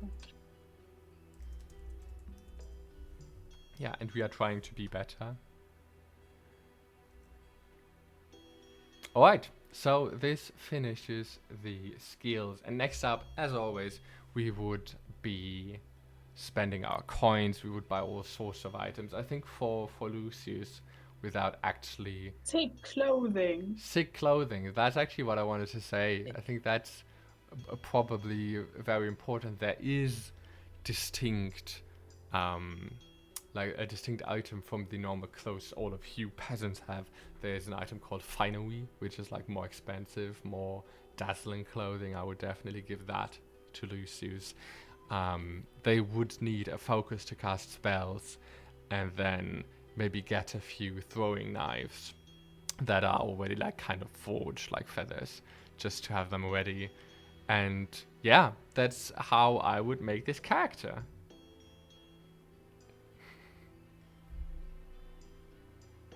I can do Pretty different neat. magic. Fun. It's a good cowboy. Good foul Yes. boy. Would be cute to play a VTuber one shot where every VTuber plays himself. I mean, yeah, that That would would be be fun. fun. That would be an idea. So, I can't fly, so I need armor or tiger makes mouth. That's true. Now, you can pick armor in setting of I could give you armor. That would slow you down a bit though. By default, you would there's a specific skill to basically be used to move around in armor. But we'll also have to keep in mind that this is a level 1 character. So there's room to grow, there's room to get used to armor, there's room to learn more spells. Maybe learn the fly spell at some point. And I mean, peacocks are not super fast, are they? I don't know. I honestly don't know a lot about peacocks. I mean, I know a bit about peacocks, probably not as much as people that really identify with that. But I do think they are, I mean, they are fancy chickens, aren't they? I feel like that might be offensive to a few people. I mean, they are beautiful. I love peacocks. But I think my granddad had some. But, I mean, maybe I remember it wrong, but I don't think I ever saw them running real. They could run, but not like speed. But I don't know anymore. It's been ages. well, maybe they were just very at peace. Maybe. Alright. So, I mean, I don't know if this is like, I don't know, maybe like one or the last character from Tev, a magic archer. We can make a magic archer. I don't know if that was a request. Maybe. If there's any other ideas for characters, and hello, Cold Bunny, then Hey, cool bunny. we are open to requests for the next character. Yeah. But I think actually I will raid with my people to you and go to couch because I'm streaming like more than 7 hours right now. It's a almost 8 marathon. hours. So really long. Yeah. Wait. I'm coming. A to lot of you. a freelancer. Yeah. That's true. Oh, new character sheets, yes. Bold Yeah. Character sheets. Yeah, in general, so this is finally the finalized character sheet. We got it in dark mode, we got it in light mode, and we got it in print mode. This here Yeah. is Yes, and 2 sides and 2 like- sides, yeah. when you scroll down.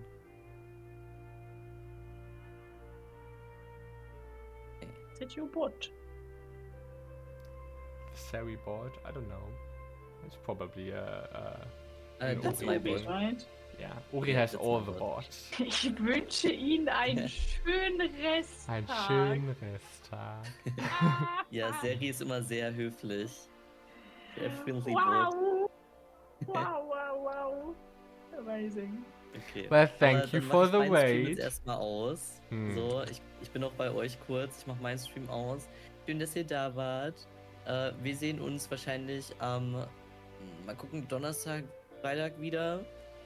Und ich bin jetzt noch kurz bei Setting auf drüben. Hab euch lieb. Tschüss. So. Flash-Tuber? That sounds. Okay. I never thought about it like this. It kind of sounds kinky, but yeah, I'm a flesh Am tuber. I a flash-tuber? You are. I don't know how to feel about that.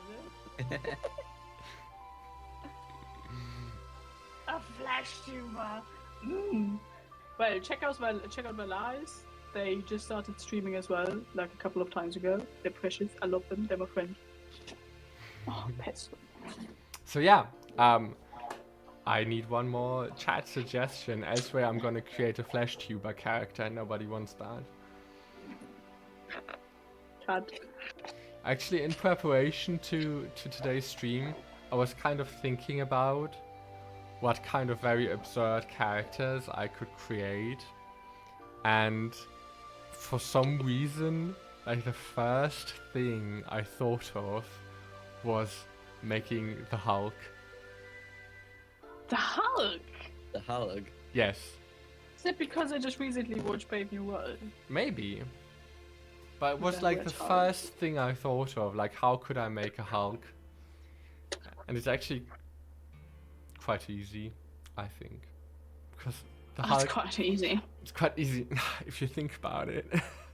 But the Hulk can't really, yeah, it's just a barbarian though. It's quite true. It's just a barbarian though, and that's how I would have created him, just making like a character who can like frenzy and go wild and deal damage. But You then should make a cat lady. I should make a Crazy cat lady. Yes, a Being crazy able cat lady. to throw with cats and stuff like that. I can Yeah. do that. I mean, look at the baby. Ah, he's so precious. Baby. The baby in a Aw. box. Thank you, Cold Bunny. Thank you. I'm still not sure I about the mean, flesh tuber. I actually- think I'm gonna put this in my bio. I am an official Oh my god. flesh tuber. We can make a character for Tariel because we will play with Tariel in some days, in a almost a week. So Are we? we have a character for We are. Wait, let me see. Is it the? We do. We have a one shot with Tariel, with Sam, and another person, I guess, but I'm not sure. I have so many groups for one shots right now. We are very well organized. Yes. We are. Next week, Friday, on the 16th. Well, I definitely had that in my calendar. For sure. Then it's probably this one shot here. I think so. Can find the group. Oh my god. Where is it? Next week Friday, yes. Then that's the right one. I'm sure it's gonna work out. But yeah, we can create a character, Tariel. We can create Yeah, a hyper gay elf bard, if that is your wish. perfect. Hyper gay elf bard. Yes. That's not the first time we create a hyper gay elf boy. Not right? at all. Not at all. It's a pillar of the community, I would say. Well, someone has to take the role. Hmm. It's a hard duty, isn't it? I don't make the rules. So generally for a hyper gay elf bard, this is a very important archetype. And this kind of depends on what you imagine them to be able to do, but this actually goes a bit in the direction of what we were talking about before, like the dancer character, or generally non-magical support character. So I would personally stat this out kind of similar to what Uri did. So being very high creativity, very high presence, but maybe not being a magical character. This really depends on what your understanding of a bard actually is. If you're thinking like 5e bard, which is obviously a magical character, but it doesn't need to be. That is kind of up to you. And yeah, but being hyper gay, I definitely see a presence of 15. Being a bard, I definitely see a creativity of 15. Really excelling at these. And yeah, so what is a hyper gay elf bard bad at? What is Maybe about like strength. strength, right? Yeah. They are always like the absolute twinkie twonks.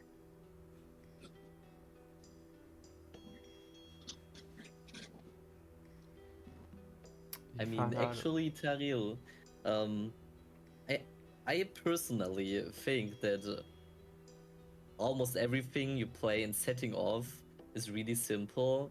Not, I think you played Dungeons and Dragons or something like this. It's more complicated than setting off. Yeah. So you don't need to worry about classes or something like this who are super complicated and you have 10,000 spells and feats and stuff like that. Yeah. So So if you want to play yeah, a don't blood worry. mage and you want to have it easy, this is your chance. So generally, when Yeah. it comes to magic characters, you handpick the spells you want to be able to do. It's not like in 5e where you have a list of spells and you have to pick a certain amount from a certain list, but you basically have the entire list open to you. And if you just want to be able to cast Fireball, then you just pick Fireball, and that's it. And then you're just a guy who can cast Fireball, and you can name it whatever you want. You can call it a Pyromancer, or you can call it Fireball Man. This is Boom pang. it's like Boom Pang. This is kind of up to you. Um, the important question, if you're creating a character and setting off, is really what do you want them to be able to do? Do you want them to have a high creativity? Do you want them to be able to play instruments, for example? Do you want them to have a high presence? Do you want them to be charming and eloquent? That's kind of like the first step, and then we take it from there. We can go to the skills and handpick what kind of special abilities you have, because nothing is predefined. You're really just using these like Lego building blocks to create your character. You love instruments, that's great. So then you would definitely have high creativity. So let's just go with that. I'm just gonna kind of like, maybe I'm even gonna leave presence at 10 for now. And I'm just gonna like reduce something neutral maybe for now. Maybe I'm just gonna reduce luck for now. Maybe you're just a very unlucky, dramatic bard character who's just like a very tragic character. We can change this up later. It just kind of gives us more options to talk about for now. So let's see. Now, what's important to keep in mind when you make a character in setting off? By default, you basically can't do nothing. You're a naked human right now. You're not even an elf now, and you're certainly not hyper gay or bard. So you're a human. You're limited to human abilities. You can speak and walk, and that's basically it. Anything that comes on top of that, we have to decide. So, want to be an elf?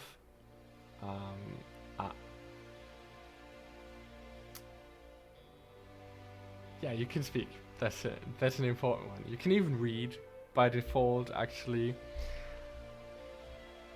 You can read by default. You can read by default. That's kind of like a house rule. It's not stated in the rules what you can do by default, but I would allow it.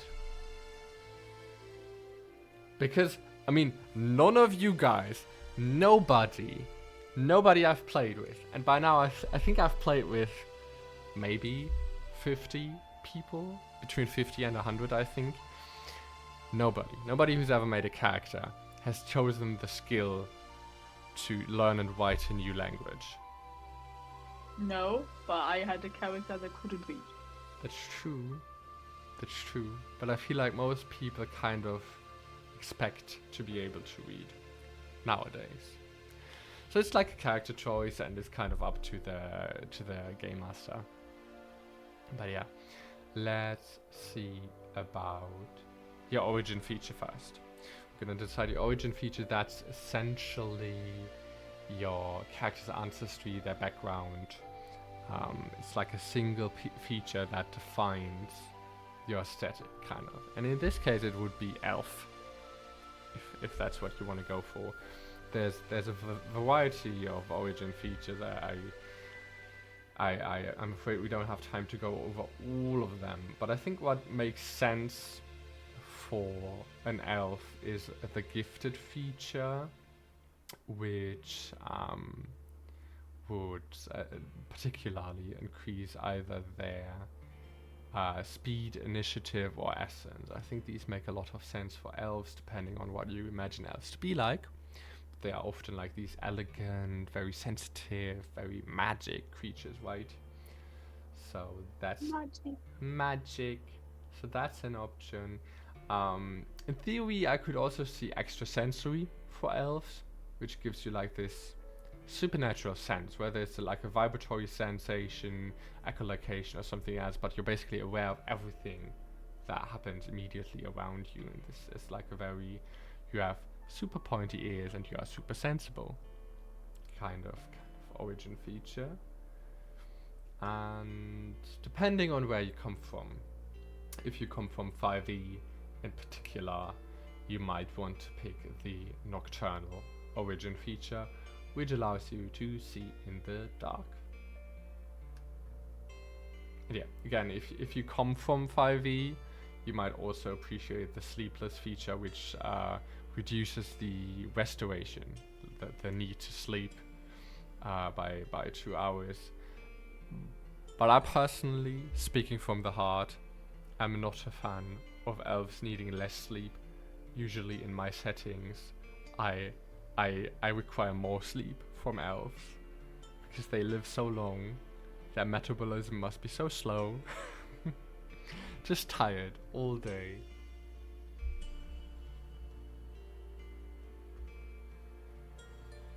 But yeah, let's just go with gifted for now and increase your character's initiative.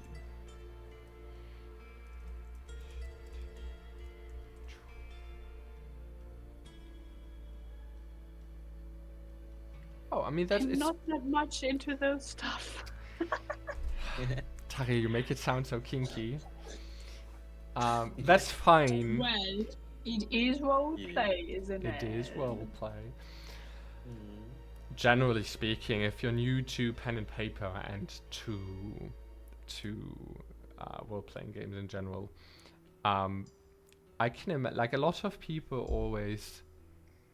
I think new players are always a bit scared of pen and paper games because it feels like a lot, and in particular, Dungeons and Dragons can be a lot because you're bombarded with like a ton of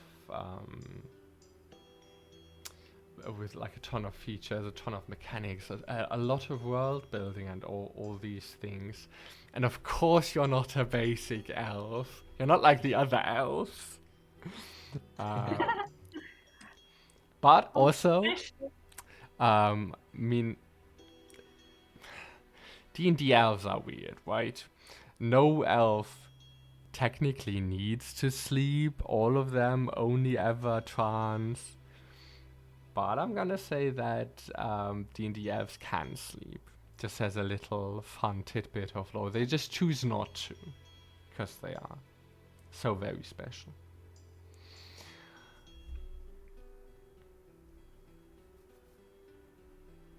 But yeah, elves. I like elves. I just feel like, but yes, I like elves, but. So, but since maybe that seems to be important to you, let's just give you Sleepless. The elves, you know, the best from Warhammer, but I feel like Warhammer, like I mostly know Warhammer 40k lore. I don't know too much about Warhammer Fantasy or Age of Sigmar, as the young uns call it. I feel like elves, at least from what I know, I like elves, but true. Elf butt.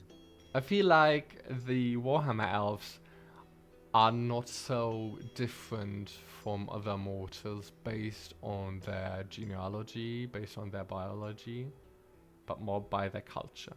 And I think that's actually a pretty cool thing. Because, But like, do you think elves are thick? are you asking me or Taril? Everyone. Everyone. Everyone who wants to answer. I mean, I think me personally, I kind of like the idea of like taller, slender elves. So there can definitely be thick elves, just like there can be thick humans. But I think by default, um, I think by default, oh, falscher Account. By default, good job, That one, Ori. though. But we do like elf butts as Okay. well. By default, I think in my settings, elves would be proportionally less thick than humans, and especially in comparison to dwarfs, but they could still be very thick, because we do appreciate that. Small thick elf. Yeah, for sure. Yeah, like really juicy. And yeah, I mean the what you're saying, Tyrell, with the 40k elves with the Eldari. Yeah, that's true. They were so fucked up they created Slaanesh.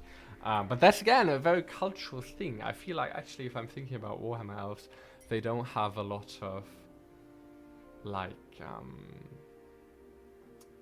non-cultural things. They have their waistbone. I guess that's a bit of a. I don't know if other species would be able to do a waistbone, but we are going to continue with the character. Imagine you get picked on, you get mobbed, bullied Yeah. because you're a tall like dwarf, or you're like above average dwarf size, and then your small thick elf friend comes and just kicks him in the shin. I actually love that idea for like a dwarfish society, that kind of the opposite of how a lot of people in our world are, that like tall people are discriminated and being small is the ideal. Right, being small and thick is like the beauty standard, and if you're like tall and lanky, you're just eh.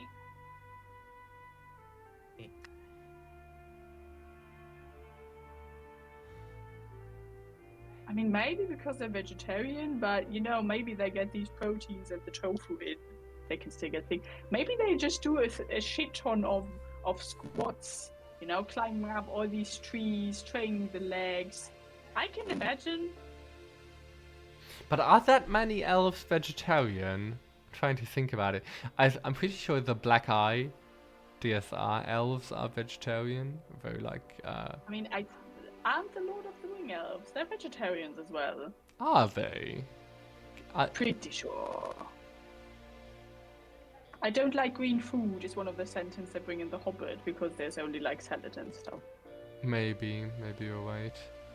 It's kind of weird, I think, for a forest-based culture to not hunt.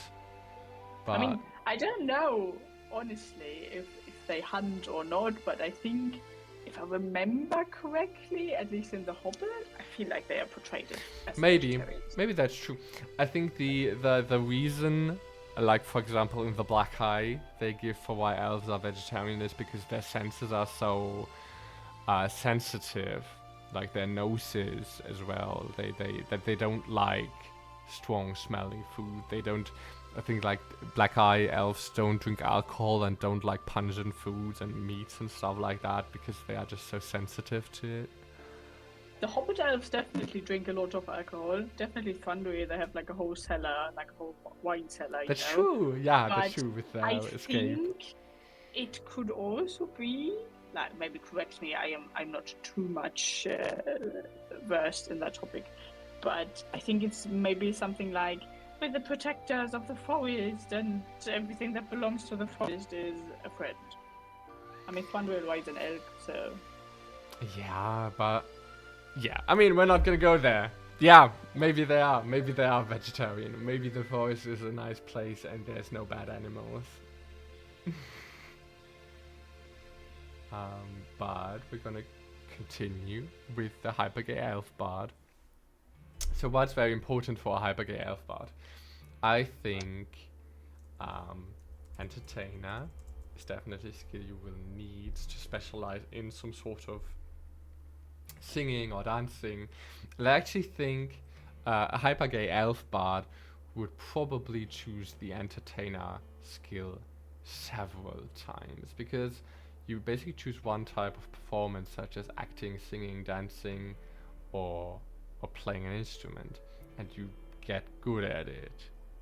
I mean, you need to be a theater kid. You need to be an actor.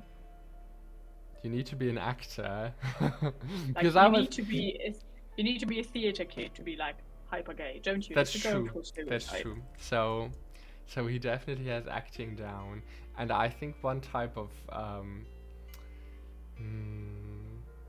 probably woodwind instruments, right? Like things you need to blow,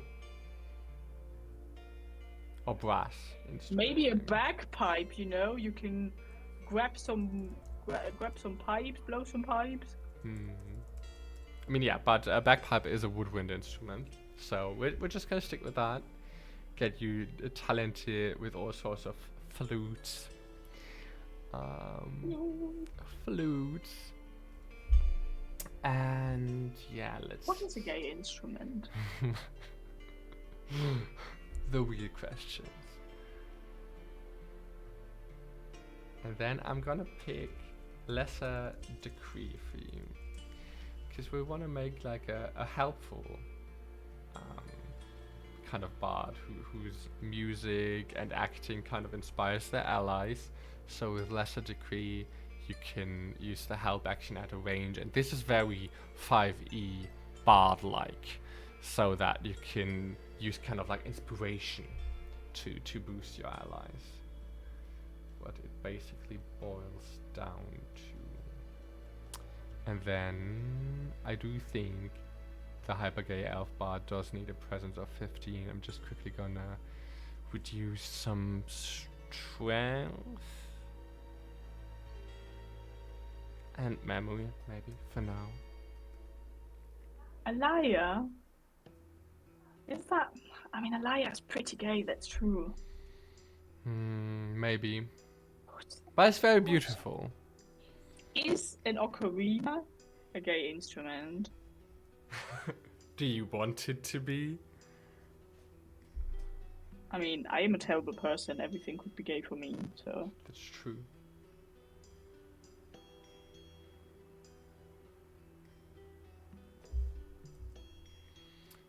So, another way, now that we have a high presence value to make your character more supportive, would be to pick the literal inspiration skill, which, because by default using the help action just gives the target advantage on their first roll they make. Inspiration basically applies this to all the rolls they do in their turn. So now you can basically give somebody help at range and make sure all of their rolls are better on their turn. And you can do this endlessly. It's like not limited to a resource or anything. You just can keep jamming or acting or doing whatever you want to boost your allies. So Is it a Genshin character, the favorite one? Is it the are you scared? floating Genshin one? I'm trying to think of all the liar characters, but I can only think of maybe. Well, we'll just leave it at that. We'll just leave it at that. Yeah, that's fine. No shade. Tarek, what do you think? Do we want to go magic? Yes or no? Magic. Magic. Magic. Just Uri screaming magic back. Yeah. Huh? Saxophone would be kind of dope. Saxophone is so. Saxophone is like a really good instrument, but is it gay? It can be. I mean, I always have fond memories of the sax man. I think it was from Eurovision Song Contest, wasn't it? Well, like with the signature sax solo, and he gave me energy. I'm not gonna say what. He definitely gave me some sort of energy. You can probably make every instrument gay. I wouldn't say it's an inent gay instrument, but I do like the saxophone. Magic Magic isn't hard at all. So how it works, I'm just gonna show you. How this works is essentially using the skill tree system as well. You would pick the spellcaster skill to become a mage, to become a spellcaster. You would pick either creativity or presence. I'm gonna pick presence because Uri picked creativity before, and so this would mean that presence now is your spellcasting attribute, just like charisma would be for a bard in 5e. And so that means you would need presence. You would roll on presence whenever you cast whenever you cast a spell, whenever you do anything magical, and your essence, which is your spellcasting resource, is equal to your presence. And so this costs a skill point. This brings you down to 2 skill points. And by default, this doesn't do anything. You don't have any spells. You can't do magic on your own. The fun thing that you would be able to do at this moment is if there were other spellcasters in your party, you would be able to channel with them. You would basically be able to cast a spell together with them to make it stronger. Use your essence for that, and you could use your essence for a variety of magical items and stuff, but you're basically not trained in spells yourself. So this would be like a kind of like a natural spellcaster situation where you're not really trained. And from this point, you would just handpick spells as skills to learn. You're only left with 2 skill points, so that's not really a lot to work with, but that can be an advantage.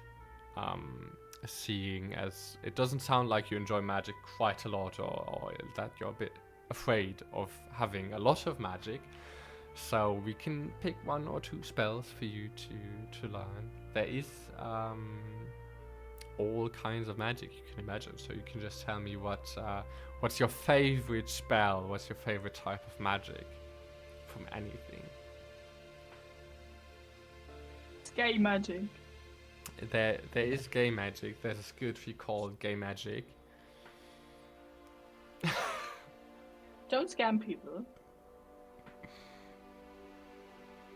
Every skill tree can be gay magic if you're brave enough. See, no, there is no gay magic. Don't scam people. They believe that. Yeah, see? Now they're sad because there's no gay magic skill tree. I mean, then again, that kind of depends on what you imagine gay magic to be like. There is magic to charm people and make them do your bidding. You need a spell to put jock straps or assless chaps on people. Or they are forced to dance the YMCA. So there is actually something you could do that. I'm just saying here, you could pick the minor creation spell to create jock straps, and then you I got could use.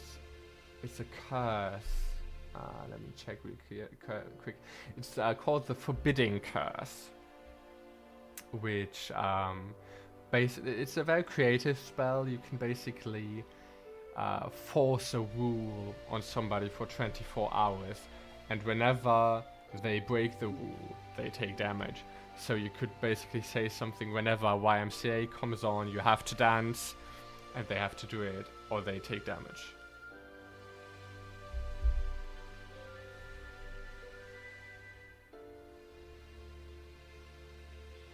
But could you also say they have to dance YMCA, and if they don't, they take damage? Isn't that what I said? No, you said whenever YMCA comes up, they have to dance or they take damage. And what did... it's too late. My brain doesn't work anymore. And what did you want? I mean, you can say anything. That's the beauty of the Forbidden Curse. Great. I like that.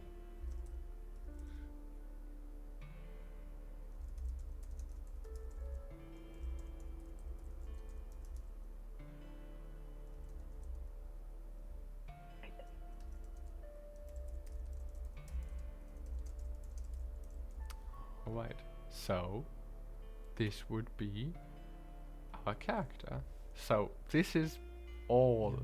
Now if you were to dedicate more skill points towards being a spellcaster, you could obviously have like 5 or 6 or 7 different spells. You could have much more, but since this character is kind of like a hybrid spellcaster and entertainer, a lot of the skill points went into non-magical skills, which I think is fine. It makes it like more interesting when you cast a spell, when you force somebody to dance the YMCA.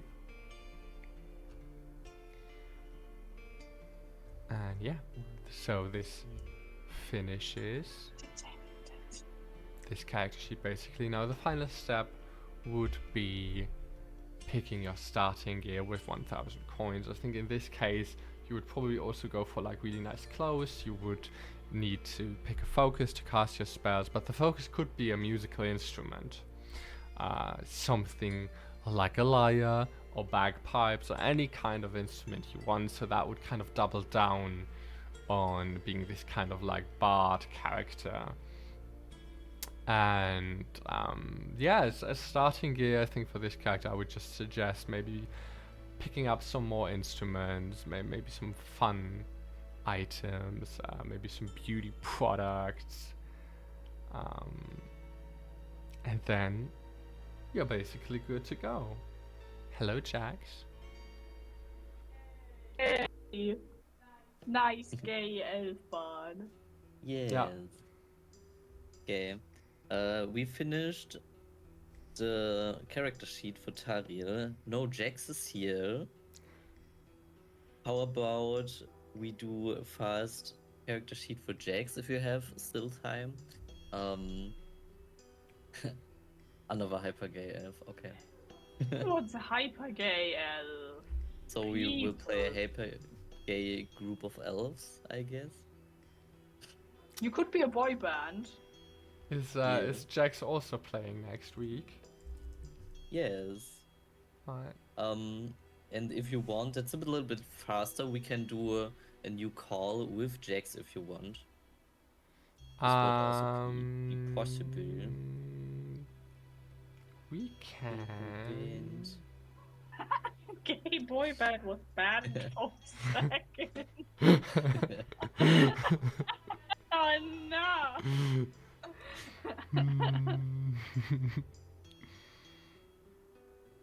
No, it's fine. I mean, you can play a hyper gay elf.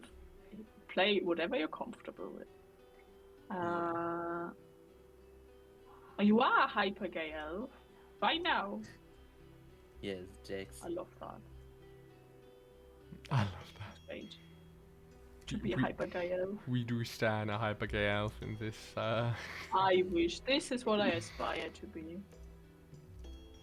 So, Jax, do you want to hop into our call and talk with us, or do you want to chat with us? All with us. Who's Jax though? We're going to find out. Sam, Ah, we do know Sam. Sure. Ah, you know Sam. Alright, I know. then Sam. go ahead and add them, Uri. It's going to be a party. This is Okay. going to be our final character for today. So, we are going to... Leaked. I'm sorry. Hello. Hi. Hello. Hello, hello. Oh, gotta mute the stream. Okay. So, So, tell me about your character. What do you want to that's play? a very good question. Is there any backstory that you can tell us already about the campaigns, just so I kind of have a kind of a frame where I can work in? Yeah, so I definitely knew about this one shot, and I wasn't just told like half an hour ago. I've got it all worked out. So in general for my one shots, and you can apply for one shot somewhere here down in the description. But when I run one shots, I don't really care too much about making them fit the setting. If you want to fit my setting, the setting I run sessions in is a dystopian world at the moment. It's got magic and guns and mechas, and it's like a real clusterfuck to kind of accommodate everybody. As far as species go, I'm a bit boring. The characters are always, the characters I do are all humans, cambions, or androids. So humans should be pretty obvious. Cambions are essentially mutants, like mutated humans, and can be anything. Like they are like the offspring of demons. They can have like they kind of encapsulate a lot of stereotypical fantasy species like elves or dwarves or kind of like devil folk if you want to have horns or different skin, or if you want to be a small goblin. Like all of that kind of goes towards cambions. And the androids in the setting are powered by ceruleum, like this blue fluid. So they have like kind of like magic mechanical insides, kind of like a mix. They are covered with like a wax-like substance, so they have like milky white, kind of like soft skin, and they usually have like glowing blue insides because of the ceruleum. So their eyes and their mouths and tongues and stuff is blue. Okay. But so if you don't want to honestly- adhere to my setting, that's fine. Oh, I would never dare to stray from your vision, dear Thank lord. you,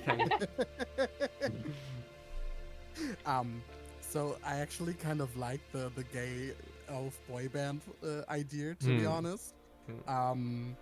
But how about we spice things up a little and make it an cyborg android elf? Sure. That's Like an Edge Bond? idea. But yeah, we can definitely do that. So, so if we're going, if we're going with a boy band, right? What do you want your character to be able to do? Okay, let me peek at the character she just got open on screen there. Yeah. So, like the first step would be allocating your attribute scores.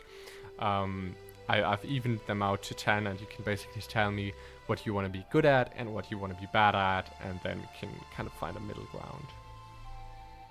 So, being in a boy band, I think agility would be kind of fitting, of course, because of the choreographies and all the stuff. you do when you're in a boy band. Of course. All the stuff. So I am gonna say, because our elf boy from previously did have high creativity, high presence.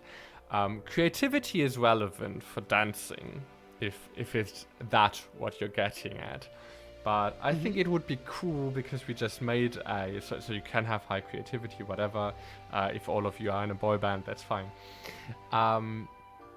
But we just made a high presence character, so I think it would be cooler if you were like a shy character in the boy band or something like that. Maybe somebody who Maybe just the drummer. If you go for like a real band, you could just be like the cool, calm drummer, or you could be, like Tab's saying, a cyber elf who's just a human with metal tips on the ears. I mean, that's also fun. Right? But I kind of really see the full-on cyborg robot creature with pointy elf ears. Mm-hmm. I'm really not sure if I'm able to play a shy character. I'm gonna try my best. We can do that. It's gonna be a challenge, but I do like a challenge now and then. So, sure. Maybe make them. Hmm. I'm so bad at creating characters. That's I'm okay. so bad. I mean, we doing can also just wait with the attributes, and I can quickly run you down the skill trees, or we can pick an origin feature first. That would be the next logical step. We already did have we made a transformer before.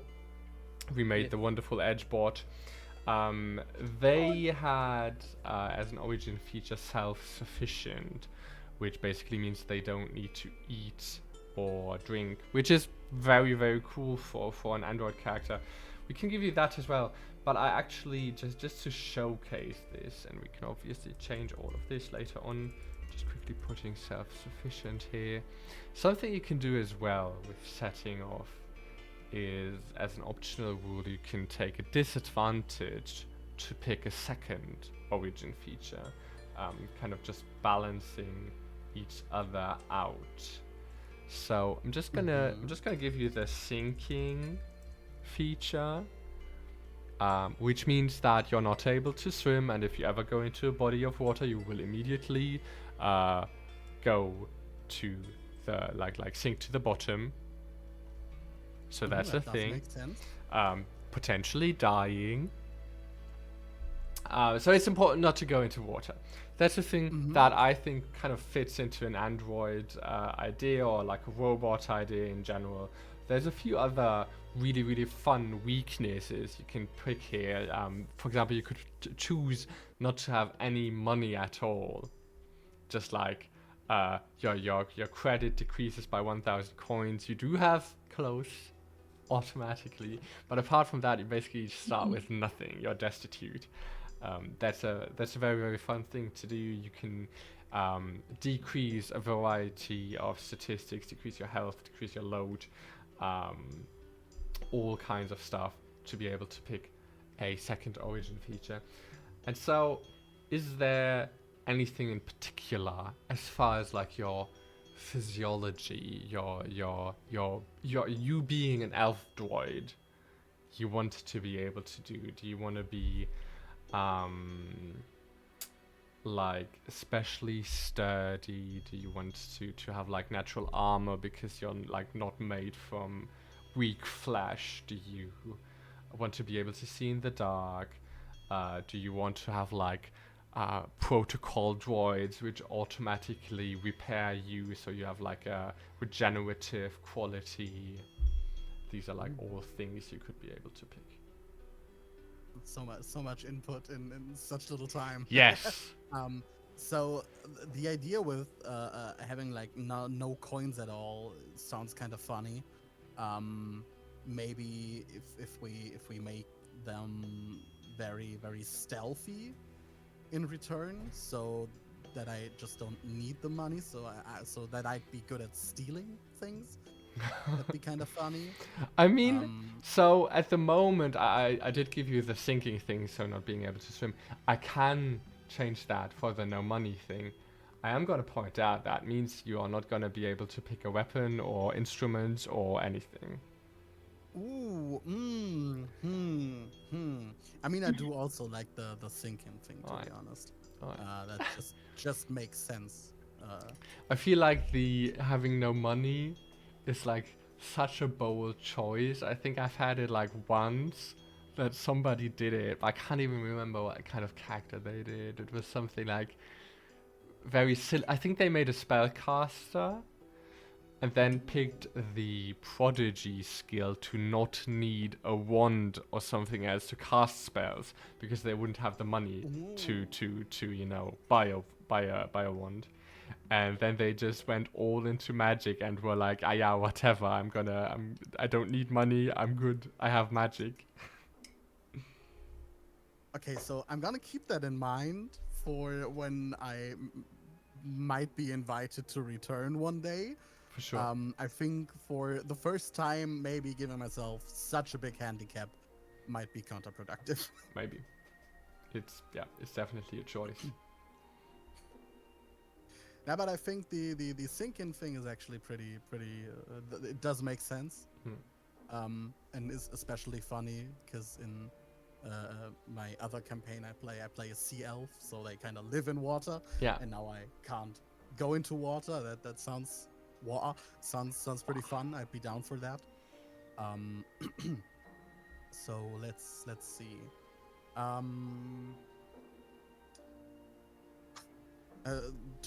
Honestly, it was a little too much input in too short amount of time.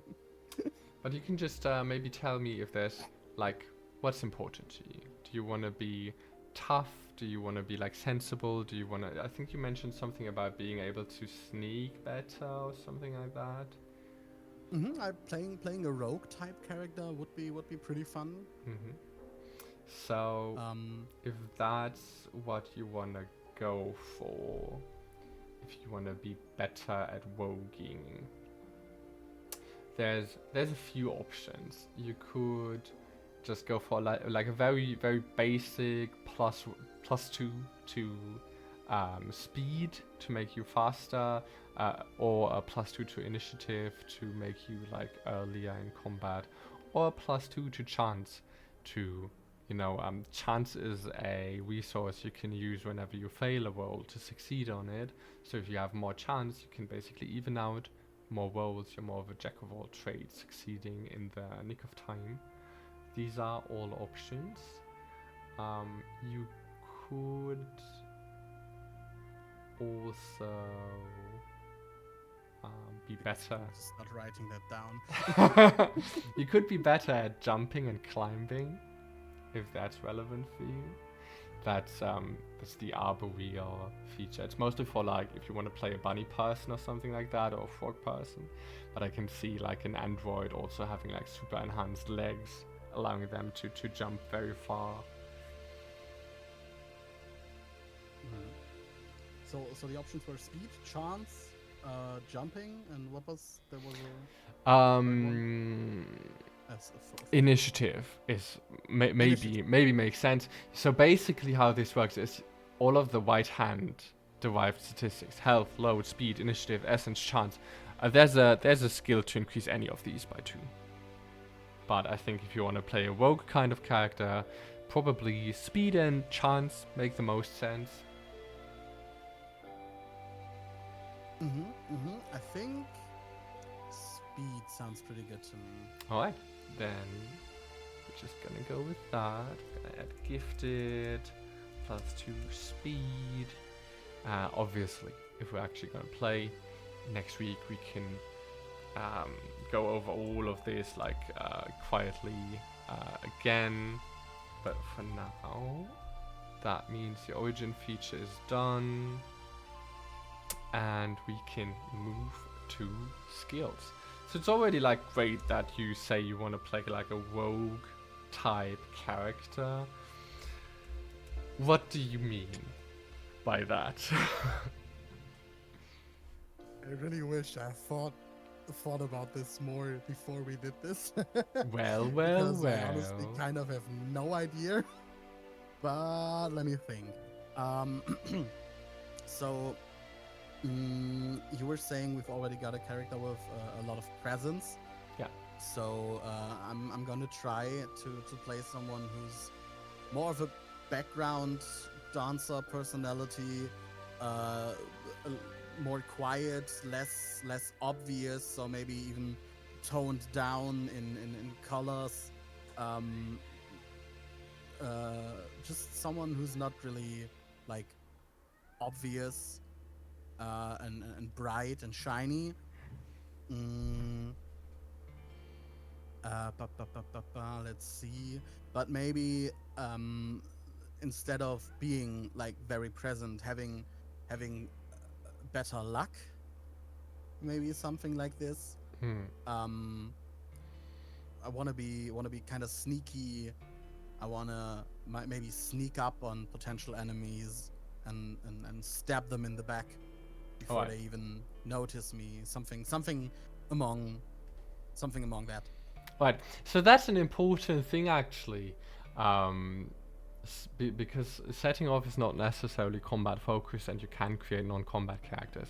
So you want to be able to fight. Yes.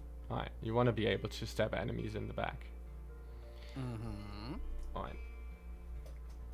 Because that is kind of important. We already did like a similar character before. So the bread and butter of that would be the sneak attack skill again, which comes with a lot of text. I think it's one of the probably like longest skill texts. And you wanna use a melee weapon? Did I hear that right? All right. It's a dystopian thing. Is it like dystopian future or? Kind of, yeah. Hmm. Hmm. Let's see. I mean, guns, not in real life, but like in these kinds of things are pretty cool. But being able to stab someone in the back. I mean, I could technically just.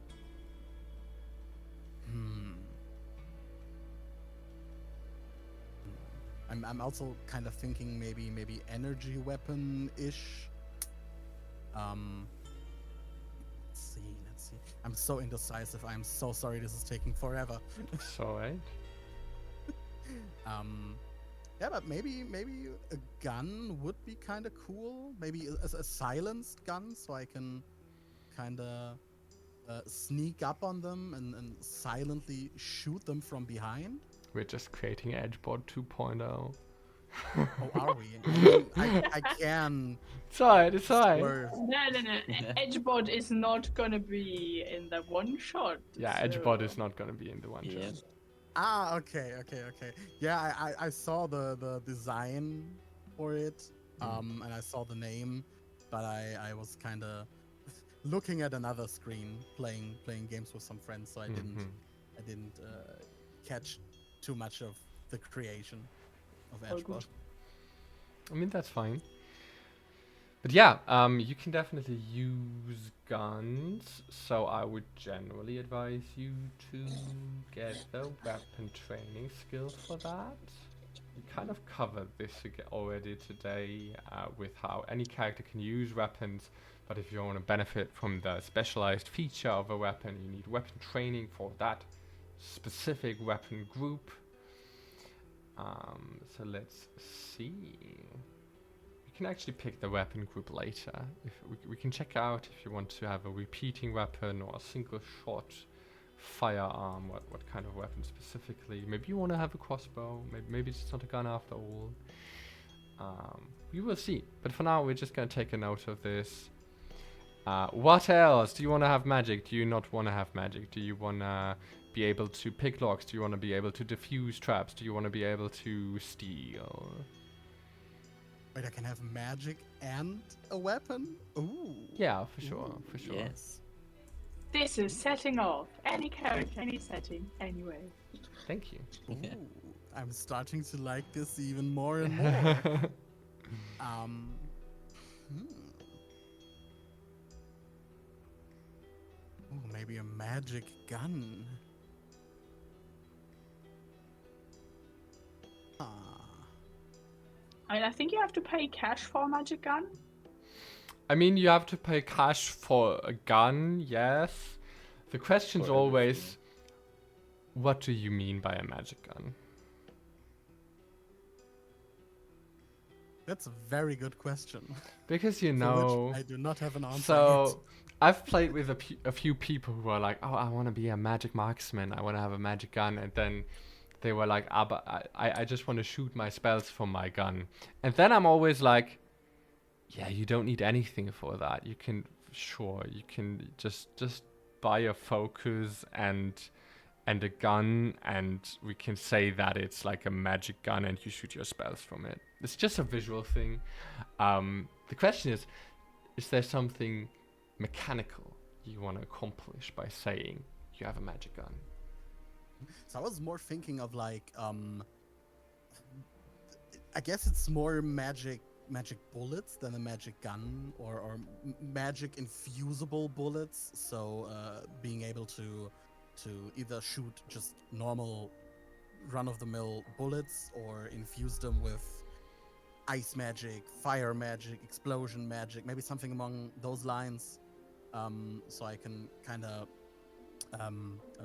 change up the kind of munition I use by infusing the bullets with magic, if that's something that would work. So I mean, I am gonna say there is ammunition types. There is armor-piercing ammunition, there's incendiary ammunition, there's rubber ammunition, there's tracer ammunition. So you already have like these different kind of ammunition with different effects. There's also weapon oils, specifically anti-magic oil, burning oil, freezing oil, slaying oil. You have these things, for sure. And then you also have weapon magic. Now, I know it's a big thing to have like usually banning magic, freezing munition and stuff like that. What weapon magic does is, because setting off really has the philosophy of things being versatile and universal, you have very broad spells that kind of enhance your weapon and make your weapon better. So you would have Seeking Strike, which makes your attacks auto hit, your next attack auto hit specifically. You have Felling Strike, which basically allows you to spend any amount of essence of your spellcasting resource and increase your next attack's damage by an equal amount. Or actually even twice the amount you spend. So if you were to spend like 10 essence, your attack increases by 20. And you have... So these are spells you can only use on yourself, and they are relevant for the next attack. Kind of buffing your next attack in advance. And then you have the weapon boons, precision boon and damage boon, which do exactly what it sounds like. Precision boon, you basically enchant a weapon for a minute and you have a higher hit chance, and damage boon, you enchant a weapon for a minute and it deals elemental damage by, for example, making your bullets burn or whatever you want to envision. I mean, that sounds pretty cool. Yeah, so there's really a lot of options on how to depict a kind of like a magical marksman kind of character. So what also just came into mind, because weapon-wise, I was thinking of maybe just kind of a gun. I do like a pistol. I do wanna go like more close combat than, like, obviously not like sword close combat, but less of a sniper rifle marksman kind of thing, and more of a, as I said, sneaking in the shadows and then shooting people in the back, and maybe playing into that. Instead of having a magical weapon, I could use like cloaking magic or something like this, just to make myself even less detectable. Sure. That is maybe an idea. I'm just kind of bouncing things off of you. Just like spitballing. There's a few things to do that. if you want to do just like a kind of like magical assassin, there is obviously an invisibility spell. There is a silence spell where you can just generate an area of perfect quiet, like vacuum. So that definitely makes it easier for you to sneak up to somebody. There's a variety of creation magic kind of things where you could basically create pieces of environment you could hide behind.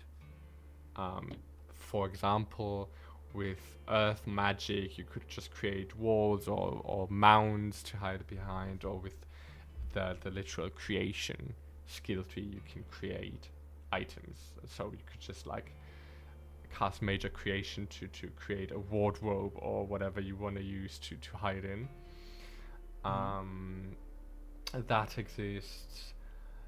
The silence spell does sound pretty cool. Yeah, for sure. Because obviously a gun is kind of a loud thing. It's kind of hard being sneaky with a gun, even with a silencer on it. It's still pretty loud, obviously, at least like in real life. So that sounds pretty cool. If I'm like generally naturally sneaky anyways, I think getting an invisibility spell would maybe even be kind of overpowered. So being able to like literally silence my gun with magic does sound pretty cool and does kind of make sense for me, I guess. Sure. We can go with that. So the why not? first thing we will want is the spellcaster skill to basically unlock your magical potential. We are gonna go with creativity as a spellcasting ability. This unlocks your essence. We can still fine-tune the attributes later, but for now you have 13 essence based on your creativity, and whenever you cast a spell, you use your creativity. And so we want illusion spells, actually, is what the silence spell is a part of. So we're just gonna scroll down to the spell table and add the silence spell. And what this does is create a sound vacuum in a radius of 10 spaces for a minute. That sounds cool. That's I can see that. Yeah, I like that. Awesome. So just because I forgot to keep track of skill points, you've got a sneak attack for 3, weapon training for a total of 4, spellcaster for 5, and silence for 6. So you've got 4 points left. Now, as part of illusion, apart from the invisibility spell, if we want to delve deeper into illusion magic, there is the disguise spell to change your appearance, and the projection spell to create like a small static illusion, for example, of a walk or some immobile sleeping creature, or all kinds of things. If any of these tickle your fancy. Could I technically create like a mirror image of myself to throw off potential enemies? You could try. The thing is, with your level 1 character, with projection, you can only create static illusions that don't move. Moving illusions, that's like a higher skill you could only be able to do later as you progress. So yeah, I mean that is possible to do. It's difficult to do at level 1. Yeah, but I think still it sounds. I mean, I could. When I want to be sneaky, I think being able to like put to like pull someone's attention to something else that's not me does make a lot of sense. Sure. So I think that'd be a good idea. I'm just gonna add the projection spell. It's also like a super cheap option. Both silence and projection are like very economy friendly, very cheap spells.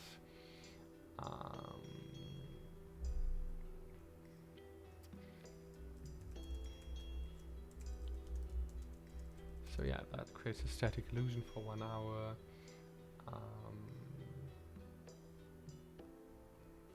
For a whole hour, damn. Yeah.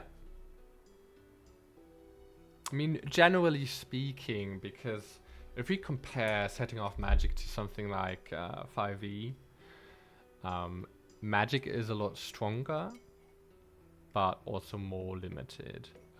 Especially at higher levels, the power curve is a bit flattened out because you can have a lot more essence at level 1 than you have spell slots level 1. But especially later on, and especially if you have spells that are more expensive, because the spell cost of the ones you have is just 1. There's spells that have like a spell cost of 6 or something like that. So you could cast 2 spells and then you're all out of essence. You can't do anything anymore. But that's why a lot of the spells are really powerful. And I personally am not a fan of tracking time. So a lot of the spells just are like, yeah, for 24 hours or for 1 hour, whatever. Until it's no longer relevant.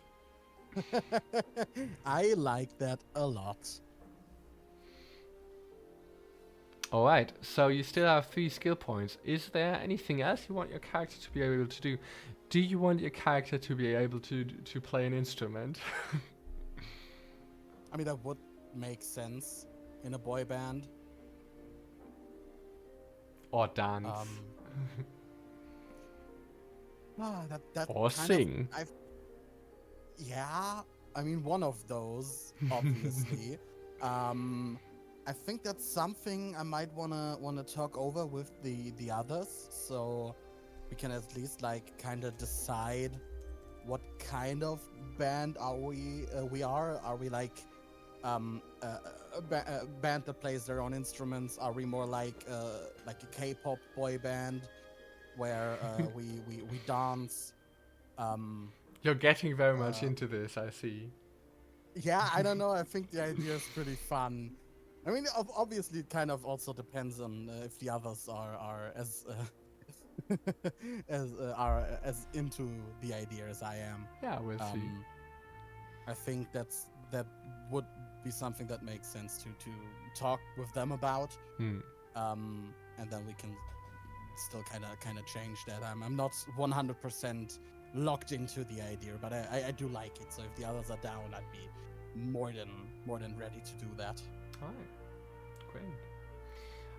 I am going to say, so in general, we can take our time, workshop this for the one shot next week. Also, we are streaming every day for the upcoming week and a lot afterwards. So please leave a follow. Please check out our social media at Setting Off PNP for more information. We are launching our campaign on the 13th of May. So yeah, stay tuned for more information on that.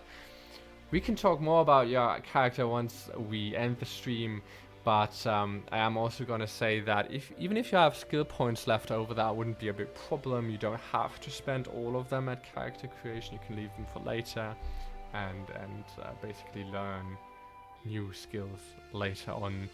I know this is a lot, especially for beginners, so we really tried to make a system where you can adapt and change things later on and kind of grow into whatever role you find yourself in, whether it's an elf droid, drummer, or anything else. I think I'm honestly that's like the whole idea, as I've gathered, of setting off being able to be creative with the character creation, and I think that's kind of what's throwing me off here, because I've only ever played 5e, where you're pretty like set in what you're doing, and I'm just I'm a little overwhelmed. I'm not used to being able to choose. Yeah.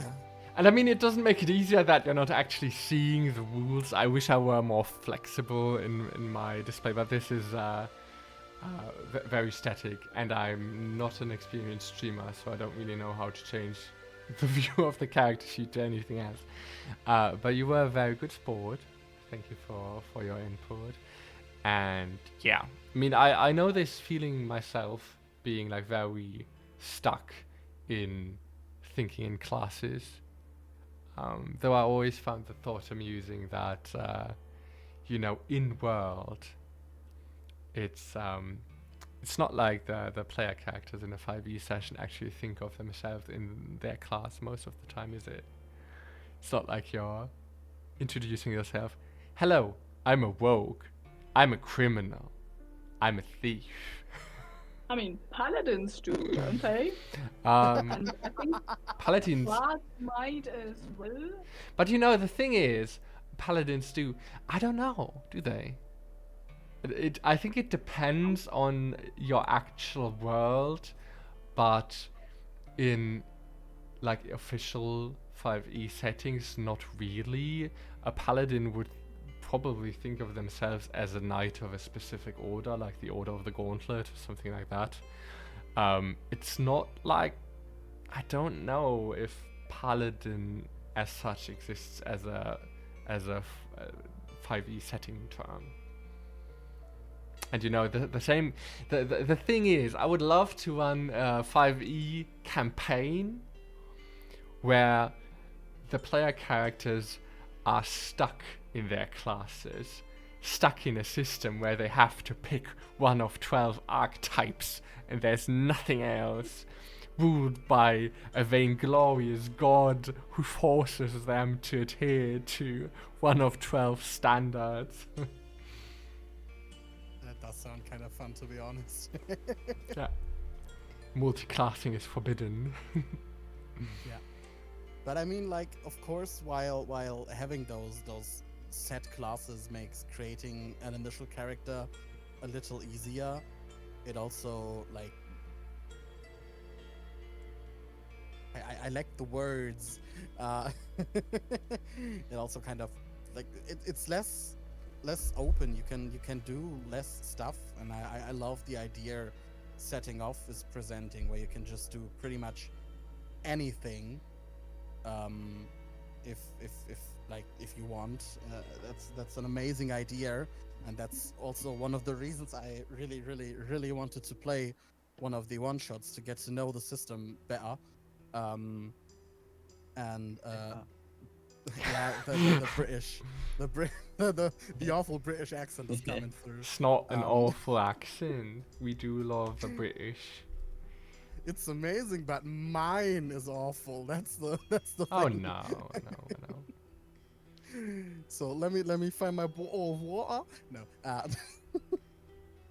But yeah, I love the idea of it being so open, being able to be so creative. I'm just a little overwhelmed, to be honest. Yeah, that's right fine. now. I think it takes some getting used to. I think in general, I personally think that setting off character creation is easier than 5e, but you need to kind of you need to kind of know it. I think especially with all of the skill trees that can be low. That's true, but there are actually, I need to promote this a bit more myself. We are going to release a couple of things actually. If you join our Discord, you can check all of this out. You can check out the announcement thread, where you find a wonderful link with all of the free gaming materials. You find quick start rules, you find a free adventure, and in the coming days you will also find a couple of archetypes. Because for those people who are overwhelmed by all of the possibilities, there will be pre-made game-ready characters called archetypes, which will fulfill all of your wonderful ideas of barbarians and fighters and thieves and bards and what have you. So that you have like a nice starting point, especially for new players. And yeah, so that makes it a bit easier, and then you can get right into playing. So yeah, you can check these out on our Discord. And I think that is all for today. Thank you, Jax. Thank you, Jasmine. Thank you, Uri, for joining us. I hope this was educational, and and we will see. Yes, everyone learned something today. Yes, that's the And goal don't forget, here. if you're bleeding, don't put your finger in your mouth. Don't lick your wounds. Now you feel something. Yeah, perfect. And with that, we are gonna hear us tomorrow. Thank you very much, and have a nice evening. Bye.